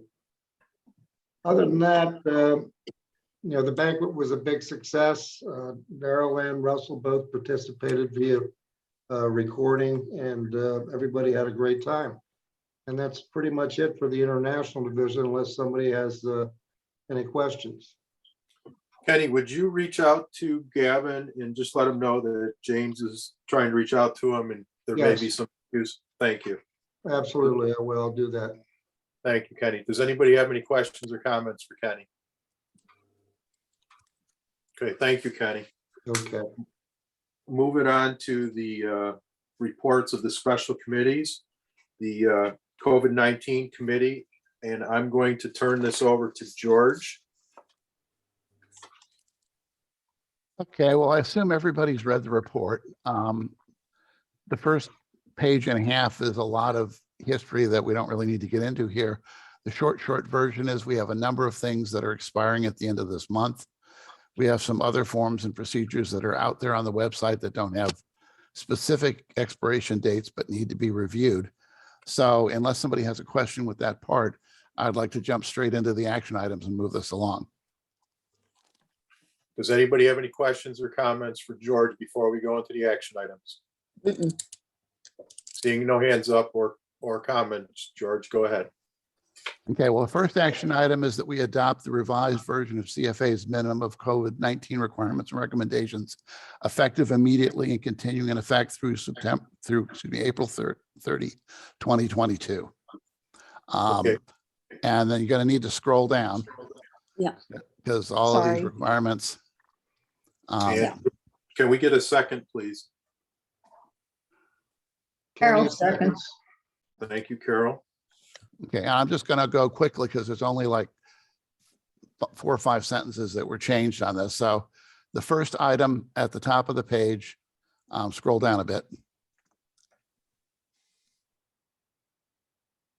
Down. The other way, Eileen. The other way? Scroll. The other Oh, I'm down. sorry. I'm sorry. Okay, the change on the first page is to change the effective date. You can see that up at the top. So that takes us down to the second page. The second page, item 11 is new. This was brought up as a result of a concern about a show where people didn't seem to be keeping track of the number of spectators. So we added that so that clubs have to monitor spectator attendance to prevent overcrowding. And in theory, if they reach a point where they have to choke off, probably poor choice of words, slow down the rate at which attendees are coming in, that appears as a recommendation on the following page as item 5 under recommended COVID-19 event practices. So those two kind of go together, but essentially what we're asking on a club, we're making it mandatory that they monitor and limit spectator attendance to prevent overcrowding and ensure proper social distancing. Item 12 was added on as a result of some concerns that have arisen as a result of people testing positive. This simply assures that it's the responsibility of the show manager to make notification to the facility, judges, stewards, clerks, exhibitors, vendors, show personnel, et cetera, et cetera, et cetera. And then the last change is under CFA COVID-19 general practices, item 4. Originally, we were recommending masks. We're now recommending a mask for over the age of 2, maintain social distance, and be vaccinated per CDC guidelines. So those are the changes we're making to that document, or requesting the board make to that document. And we are requesting it be effective until April 30.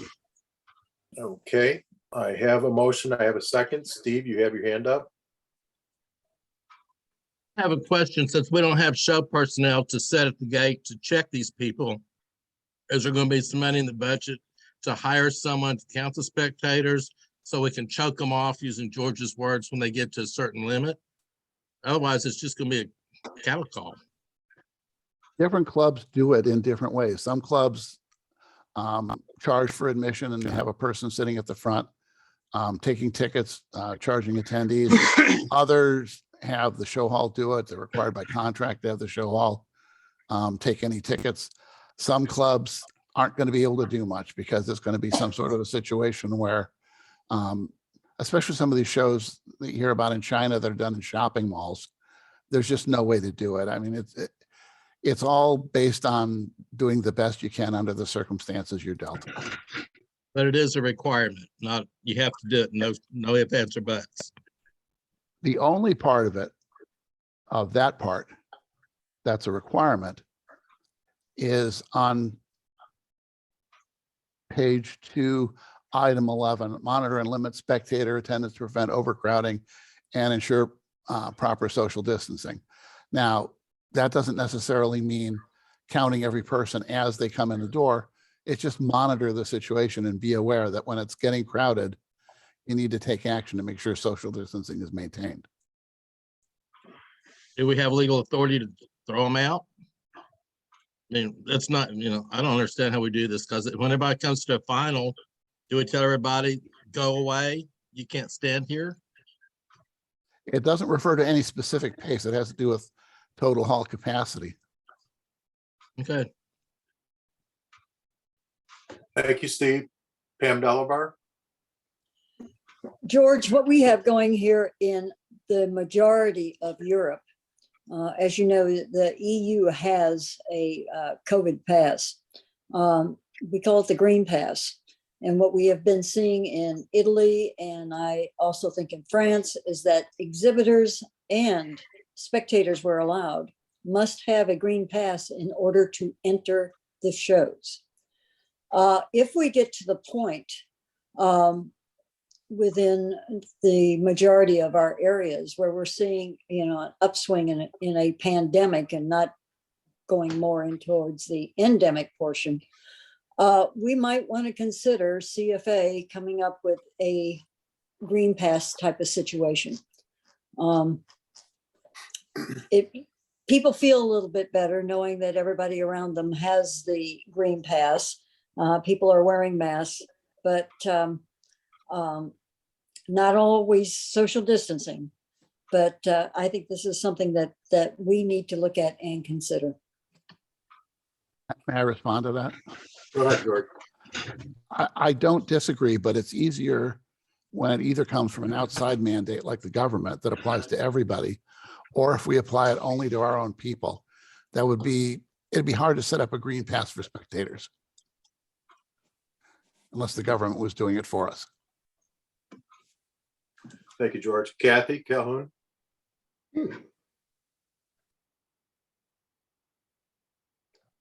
Lowering my hand. Thank you, Kathy. Penny. Yeah, George, would you give any thought to making this recommended as opposed to mandatory? Because under your recommended general practices, you're pretty much saying the same thing, avoid congregating as much as possible. You put something on social distancing, it's virtually unenforceable in a show hall. It really is. It just can't be done. I just think it should be recommended as opposed to mandatory. If that's what you don't want to do, feel free to make a motion to move it down to recommended practices. I'd like to make a motion.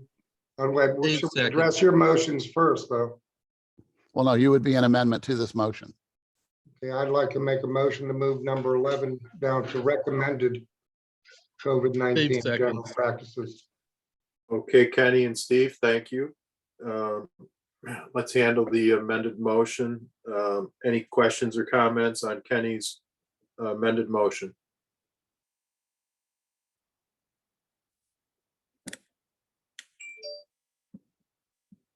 Kenny, do you want to say anything further on your amended motion? No, I apologize again, sorry. Okay. Seeing there's no questions or comments, any objections to Kenny's amended motion? Okay, seeing an objection, I'm going to call the motion. If you're in favor, raise your hand, please.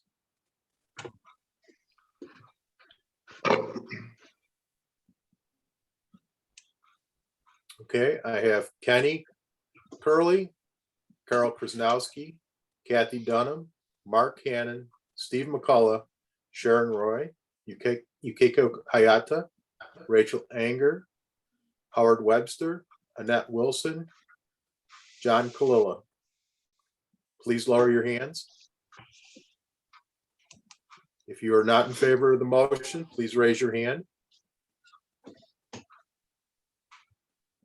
I have Melanie Morgan, Pam Delabar, Kathy Calhoun, George Eigenhauser, Pam Mosier. Please lower your hands. Any abstentions?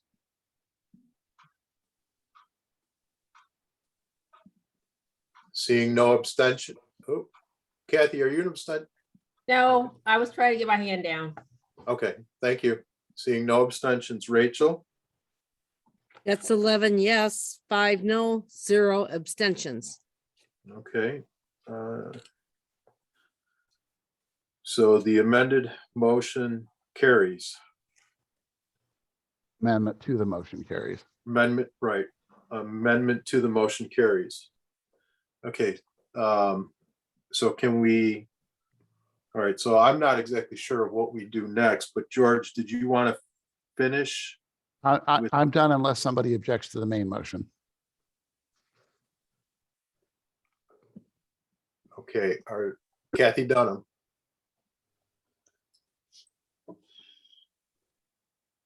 Go ahead. You're Kathy. You're muted, Kathy.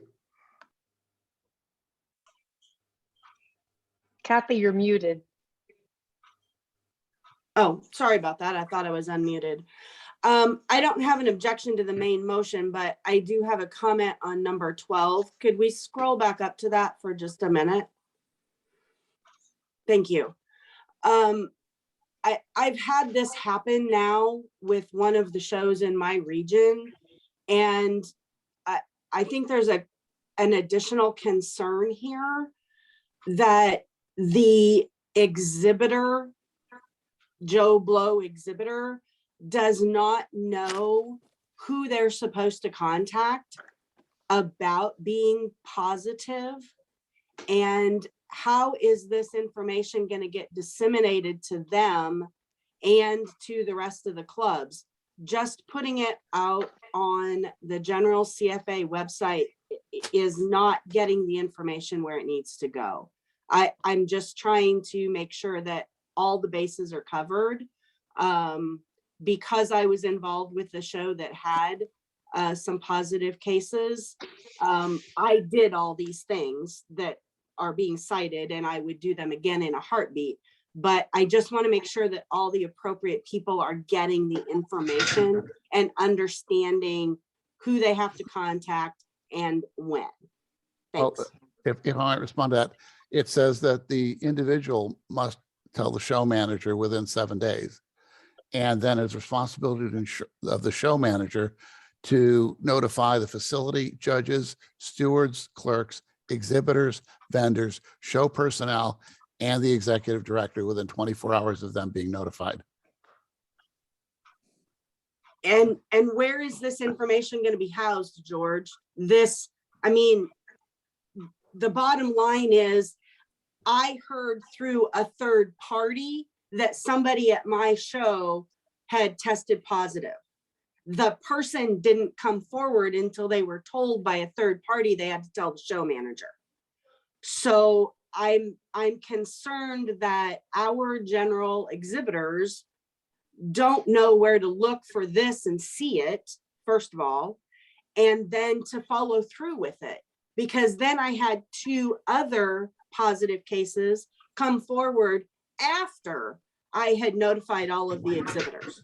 And I don't know that those would have come forward had I not been proactive and notified all the exhibitors and judges and et cetera, et cetera. So I'm just concerned that our fancy members are not fully informed. And I just want to make sure that once this is potentially passed via our vote, that the information is disseminated in every possible avenue that it can be disseminated in, and not just put in one location on the CFA website that may be difficult for people to find. That's my only concern. Maybe we could ask Pam Delabar to make sure this gets included in the notes when this goes out for the notes of this board meeting. And if you have ways to disseminate it, that's not a problem, but I'd like to create the rule before we decide how we're going to inform people of it. Okay. Thank you, Kathy. Thank you, George. Pam Delabar. I was just going to bring up, it should be in the show catalog. In our other notifications, if we have the, the sinking, loose lips, sinking ships type of announcements, we can have this as well. And it should be placed where an exhibitor is going to see it. And I already have it down. Could we go back to see the original, since we're going to be voting on the main motions, can we go back and see what the main motions are saying?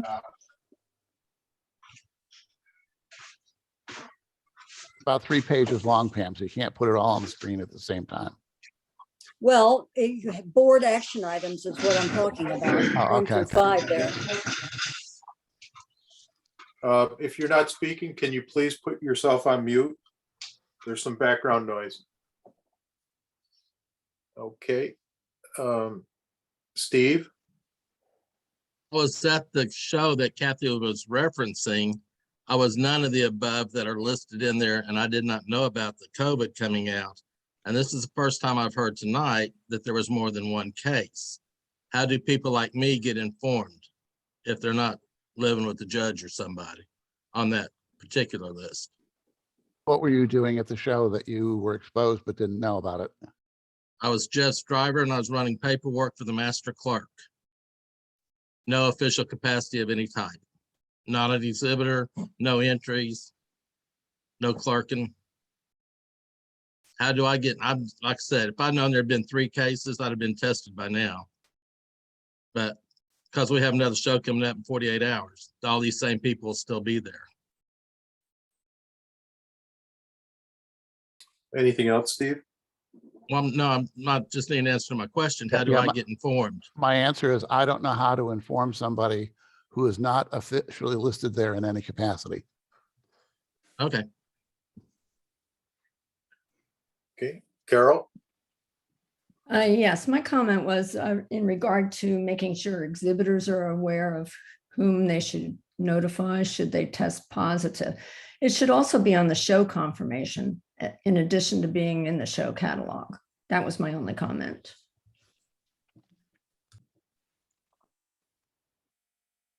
Okay. Any other questions or comments on the original motion? Okay, my understanding is the board voted in favor to Kenny's amended motion to move number 11 to the recommended section. Is that, Kenny, for clarification purposes, is that move to recommended COVID-19 general practices or event practices? Event. Okay, thank you for clarifying that. That's what I wrote on my page. George, do you have any additional comments to wrap up your first motion?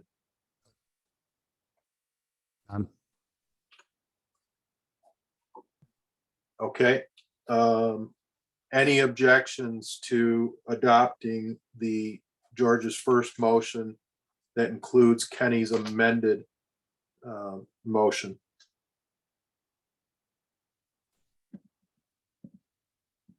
Seeing no objections, hearing no objections, the motion passes unanimously. George, will you do the second one, please? Sure. The second one is to adopt the revised CFA COVID-19 attendee advisory poster effective immediately and to continue in effect through April 30, 2022. If we can scroll down, to that one, it's a one pager, so it ought to all appear on the screen at the same time. And essentially, we've added one sentence to the end that is strongly recommended and encouraged for individuals who wear a mask over the age of 2, maintain social distances, and be vaccinated per CDC guidelines. That's the only change we're making. This isn't intended to be a dissertation on COVID. This is just intended to be a warning sign, as short and as sweet as we can possibly keep it, because the longer it gets, the less people understand it. Thank you, George. Do I have a second? Carol Second. seconds. Okay, Carol, thank you. Any questions or comments? Okay, this was actually pretty easy. Any objections? Raise your hand or speak up. Seeing and hearing no objections, the motion passes unanimously. George? Okay, the third item is for the board to approve keeping the existing, this is an existing document, COVID attendee waiver on the CFA website.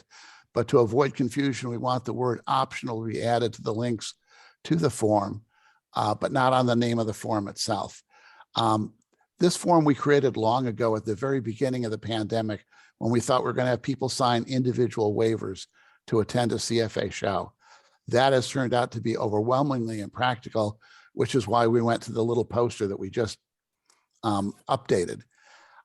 So I don't know that a lot of clubs are using this form, but I've been told that some do use it for some purposes.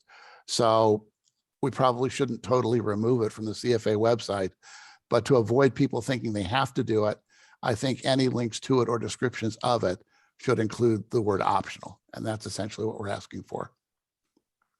May I have a second, please? Kathy seconds. Thank you, Kathy. Any questions or comments?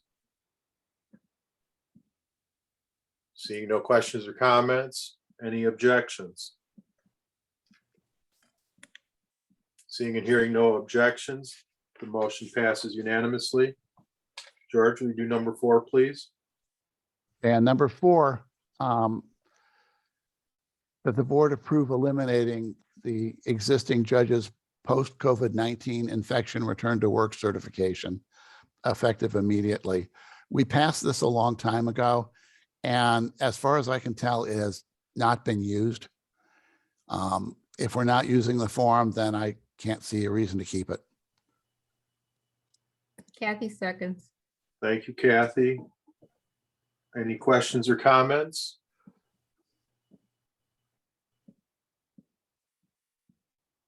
Rachel, did you have any questions or comments as chair of the JPC?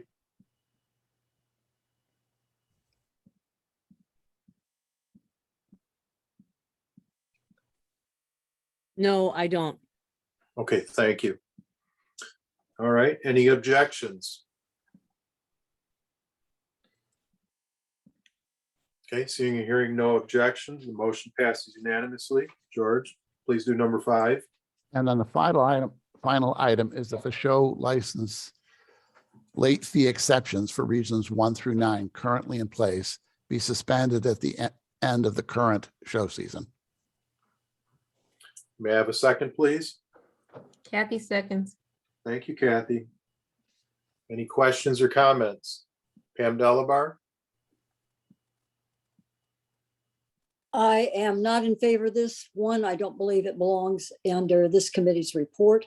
Secondly, we're finding still very fluid situations going on in at least Region 9 on show halls and even total country restrictions like we just had happen with Belgium. I believe this is something that can wait to be addressed in February to see how we are all standing with our clubs worldwide, not just within the confines of 1 through 7. Kenny Curley? Yeah, as evidenced by a couple of the motions that we had at the beginning of the meeting, and certainly events that have just happened the past couple of weeks, I'd rather see this taken out as a regulation. I don't want to see, I want to keep the fluidity. Just as Pam says, we don't know what the future is going to hold. And for us to, yeah, we could bring it back, of course, but we need to be different parts of the country and the world. There are different requirements. We had a judge recently that couldn't get through Japan to head on to Thailand because of requirements. So these are constantly changing. So I'm not going to be able to support this in its present form. And I do agree with Pam. It shouldn't be part of this report. George, do you know if there's a sunset date on the current rule that's in place? I've asked for that, and I don't think anybody's been able to find it.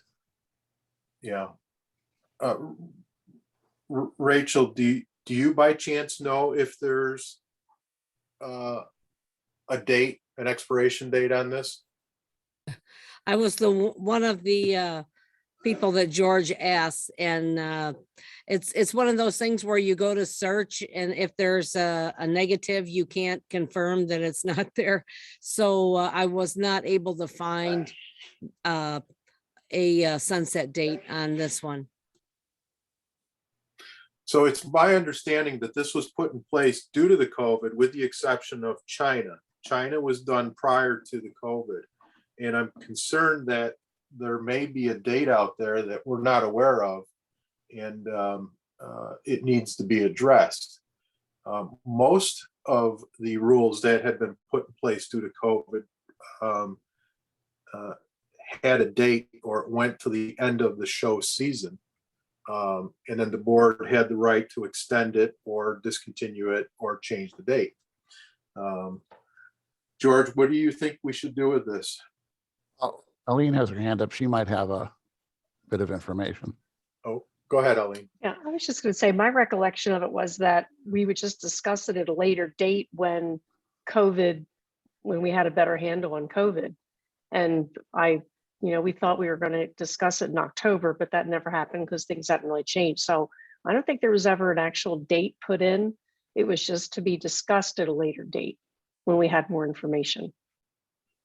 Okay. Kenny, did you have another comment or? Okay, Mark? You're on mute. Somebody said that this was put in for China, but this motion is reasons 1 through 9. Why is it not and ID? No. What they said was we did something like this in China before COVID because of the licensing problems we were having there. And then the regions 1 through 9 were added because of COVID. So China actually has additional considerations not involving COVID, and that's why they aren't addressed. Okay. My suggestion in all of this is temporary exceptions should always have an expiration date. If we did not give this an expiration date originally, we should put on an expiration date now. And typically we do this show season to show season. So it makes logical sense to do this through the end of the show season. If in February we look out, or in April we look out and say, you know what, it's bad as it was, or it's gotten worse, we can always create another exception for the next show season. But it ought to have a termination date of some kind, since we haven't been able to find one anywhere else. The logical place for a show rule exception to be is at the end of the show season. And if people want to continue those exceptions into 2022, 2023, they can make a motion to extend it. This is not the end of the discussion. Okay, thank you, George. Pam Delabar. We tend to find ourselves in problems when we start making these exceptions when we are in the midst of situations. I still am against this. We can bring it up in February depending upon what the situation is at that time. Okay. Any other questions or comments? George, I presume that you want me to call the question? Yeah. Okay, I'm going to call the motion. If you're in favor, please raise your hand.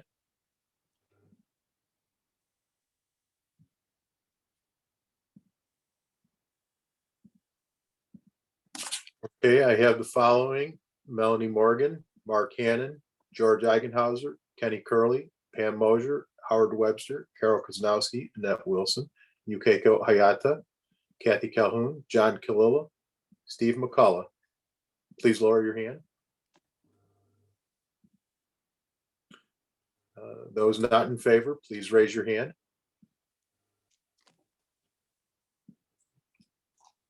Pam Delabar, Kathy Dunham, Sharon Roy, Rachel Anger. Any abstentions?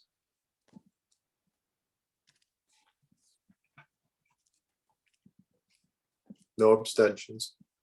Rachel, would you please read the results? I have 12 yes, 4 no. Okay, the motion passes. I'm sure we'll be revisiting this in February or at a later date before the end of the show season. George, do you have anything else? No, I do not. Thank you very much. We're going to go on to the next agenda item, and that is China. And Pam Delabar, will you present this? You have before you the various amendments to our current bylaws that would make China its own region. If you could page down, please. I have listed all of the provinces, the autonomous regions, and the municipalities, which are listed separately in their government makeup, to include all of mainland China. Actually, Macau is, being a very special case, is not listed in this right now. Where I would like board input, I think we've got this fairly well annotated. And of course, I need the attorney's sign off on this as well, is coming up with a decent rationale. And the board needs to decide in February whether we are going to support this as a board or if it's going to go to individual clubs. Okay, Pam, do you want comments this evening, or can we have board members email them to you? Oh, they can email them to me, no problem. I think, as I said, I think that the bylaws, the amendments to the bylaws are pretty well set. So where I'm needing assistance is on the rationale. Okay. Pam, do you have anybody you're working with to help assist you with the rationale? I've just asked a few people if they've come up with, could think of anything. And I'm going to be very blunt and very honest. I want to keep money out of this. I want activity to be one of the reasons that we want to bring, recognize China at the board level. I don't want to say, oh, it appears they're buying their way into a board seat. I want to totally avoid anything that might infer that. Okay, thank you for making that point. Any other additional comments, Pam? Not for me. Okay. Does anybody have any questions for Pam that cannot wait until we bring it back in February? Okay. Please send your questions and comments to Pam and any thoughts on the rationale. Thank you, Pam. Let's see, unfinished business. Do we have any? I don't believe so. We do not. I wasn't sure if Melanie Morgan was bringing back something. Yeah, I was going to bring that back up in new business. Okay. Question. Okay, other committees? I don't see anything. Okay, and new business. New business, we have 3 action items. Who is presenting this? Rachel? Okay, thank you, Rachel. Would you go ahead and present this? Sure. You see the background there for the Fearless International Group where they had to cancel their show. They're making a motion to delay that show to a date to be determined, as we've done with other clubs recently. So I would like to move that due to the very high corona infection rates causing the Belgian government to cancel all non-seated indoor events, grant an exception to show rule 4.04 to delay the December 12th, 2021 show date to a date to be determined for Felinus International in Huntelen, Hochteren, Belgium. Melanie seconds. Okay. Thank you, Rachel. Thank you, Melanie. Pam Delabar, you are recognized. The actual reason for this is to let them float the show license fee over to a future show within the show season. They have already have their show license for February. This would possibly be going towards an April show. Okay. For clarification purposes, Kathy and Aline, we are allowing that, correct? Kathy Calhoun?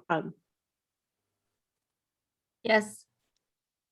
If a show is canceled due to COVID reasons, we just allow the club to use the funds for a show license for a future show, correct?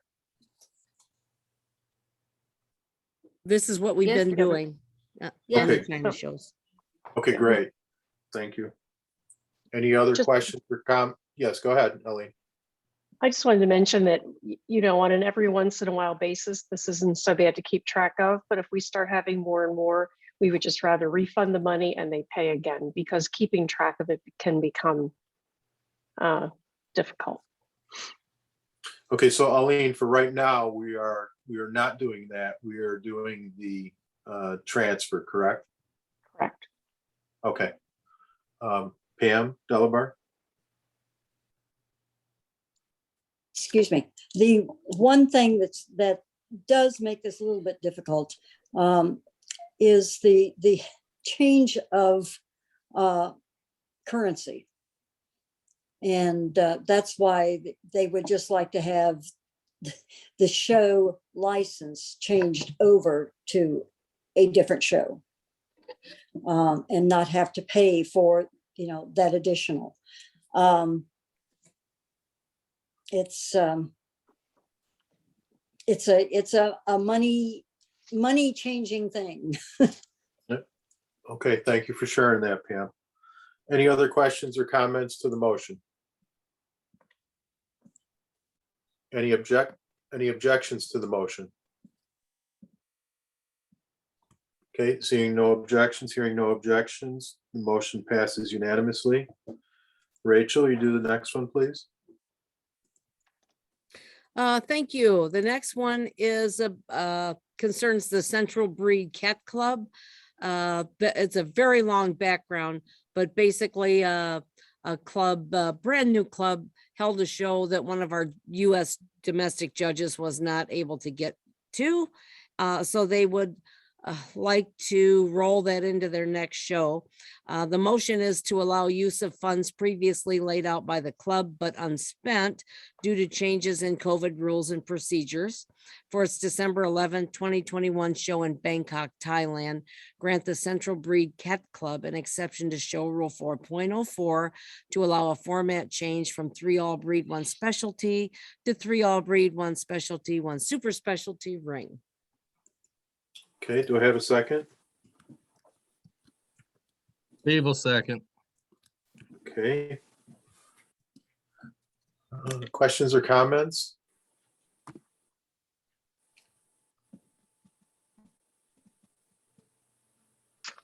Kathy Calhoun?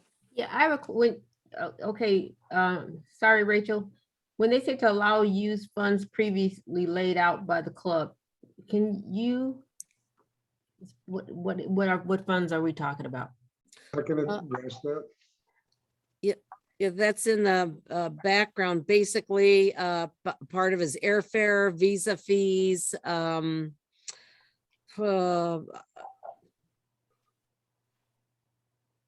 etc. But, okay, Travel insurance and visa, as well as some or all of the airfare. but, okay, And can then I'm a I little address this? yes. Go ahead, Pam. Since I'm going through it right now, Russell and Jan and I know Teo are all going under the test and go, which means when you come in, you're met at the airport and escorted to the hotel of your choice, which has to meet certain criteria, where you are tested again and you stay until you have a negative test. That costs money. And I can tell you the minimum would be like 250 euro to get this type of service. The club's picking up this money, and for them, it's three judges for this. Plus, you have yes, the visa is not should not be a problem, but this is what's called their form of a green pass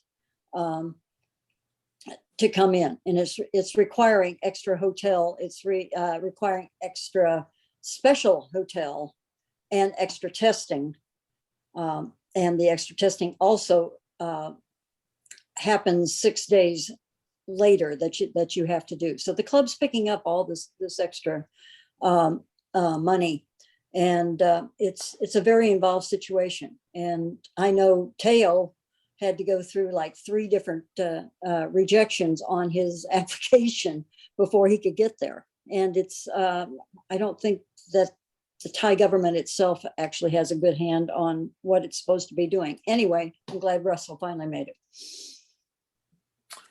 Okay, Kathy, you were still speaking. Did you finish? Well, I just don't understand what they're asking us to do. If you spent money on airfare, you spent money on testing. So to allow the use of funds previously laid out by what is the expectation from CFA? Are they asking for financial? And show license, that's all. Pardon? Just a change in show license. They're Okay, adding a just a change in judge. show, because when it said the use of funds previously laid out but unspent, it didn't specifically say show license. So I didn't understand what that might entail. I just wanted to have clarity. So if it's just talking about the show licenses can be rolled over. That's the beginning. Now and the this, end. this is a Okay, format change. hang on. Let's just have one person speaking at once, please. Mark? Yeah, I'm getting confused now because we're talking about rolling over Russell to a different show, and now we're throwing in Teo and who is it, Kit, a third judge that's also going to be incurring expenses. Are we talking about covering those additional expenses? No. Okay. George? Yeah, I'm kind of confused like Kathy here. I mean, I understand there's 2 issues here. There's the rollover of some money, and then there's the format change. So there are 2 issues. But it could be a lot clearer exactly what money they're asking to roll over. If they're going to say show license or show license and insurance fee, say show license or show license and insurance fee. Don't say funds previously laid out by the club, but unspent.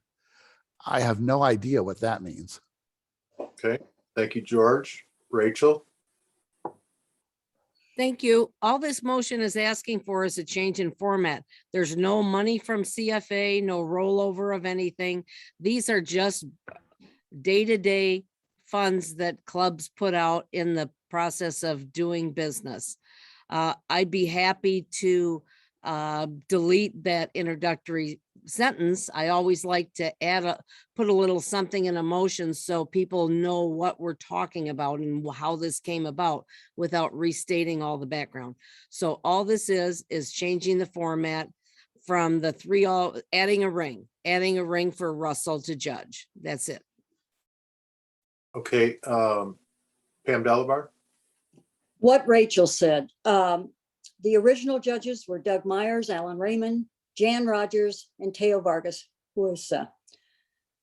Russell, because of the different requirements for Thailand and timing, headspace and timing, didn't make it in to judge the show that he was supposed to judge. However, he is there to do this show. So all it is going from a 4-ring show to a 5-ring show.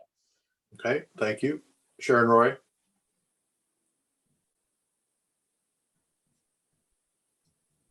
Sharon? Sorry, Pam just explained it, but there's nowhere in here that it says that it's going from a 4-ring show to a 5-ring show. That's all I was going to ask. It's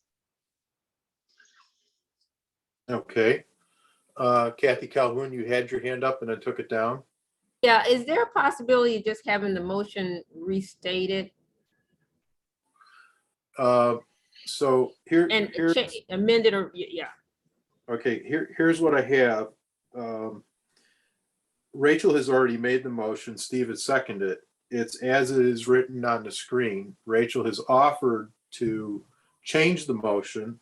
In order to do that, Rachel, I think you need to withdraw this motion and then present a new motion. Rachel? Which I am happy to do. Me too. Okay. Okay, Steve and Rachel have withdrawn the motion. Rachel, do you want to go ahead and make a motion? Sure. The motion will read, for its December 11, 2021 show in Bangkok, Thailand, grant the Central Breed Cat Club an exception to show rule 4.04 to allow a format change from 3 all breed, 1 specialty to 3 all breed, 1 specialty, 1 super specialty. Thank you, Rachel. Thank you, Steve. Okay, any questions or comments? There are none. Any objections to the new motion? There are no objections. The motion passes unanimously. Thank you, Rachel. Okay, next item is Melanie's motion from earlier today during the Judging Program Committee report. Melanie, will you restate your motion? Yeah, I'd like a motion that leave of absences, retirements, and resignations be reviewed and approved by the judging program chair. Once approved, the board, the judging program chair will inform the board. Mark seconds. Okay. Just so everybody's aware, my understanding is this motion requires 2/3 since it was not pre-noticed. Shelley, is that correct?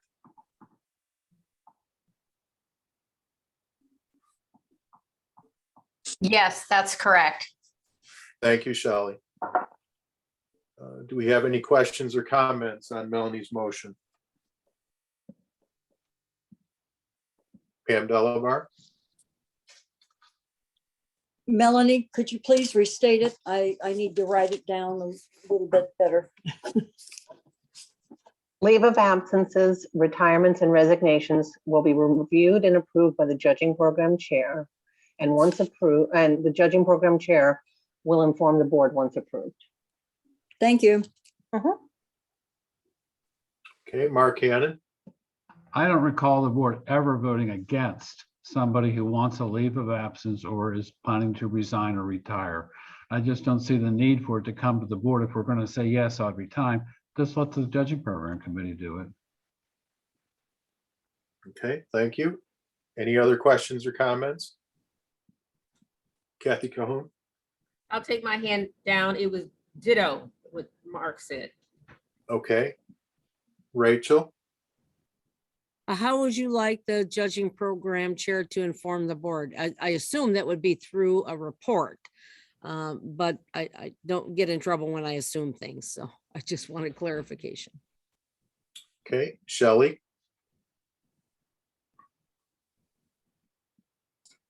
Hi, I was bringing up the Constitution. I just wanted to make sure that you weren't running afoul of the Constitution with this motion.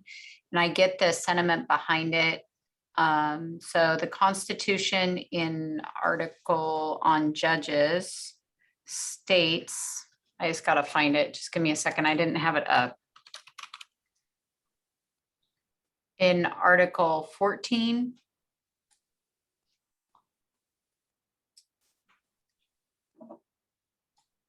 has a section on judges. And in there, it says that with the exception of disciplinary action is defined in Article 15, any action to drop, permanently suspend, or reduce in status any individual in the judging program will require an affirmative vote of 2/3 of the members of the executive board present. So I think that's why this has always come before the board. But I mean, if that is something you want to talk about, I just wanted to draw your attention at least to that paragraph. thank you, Shelley. Mark, I think we could take the position the board is going to delegate this to the committee.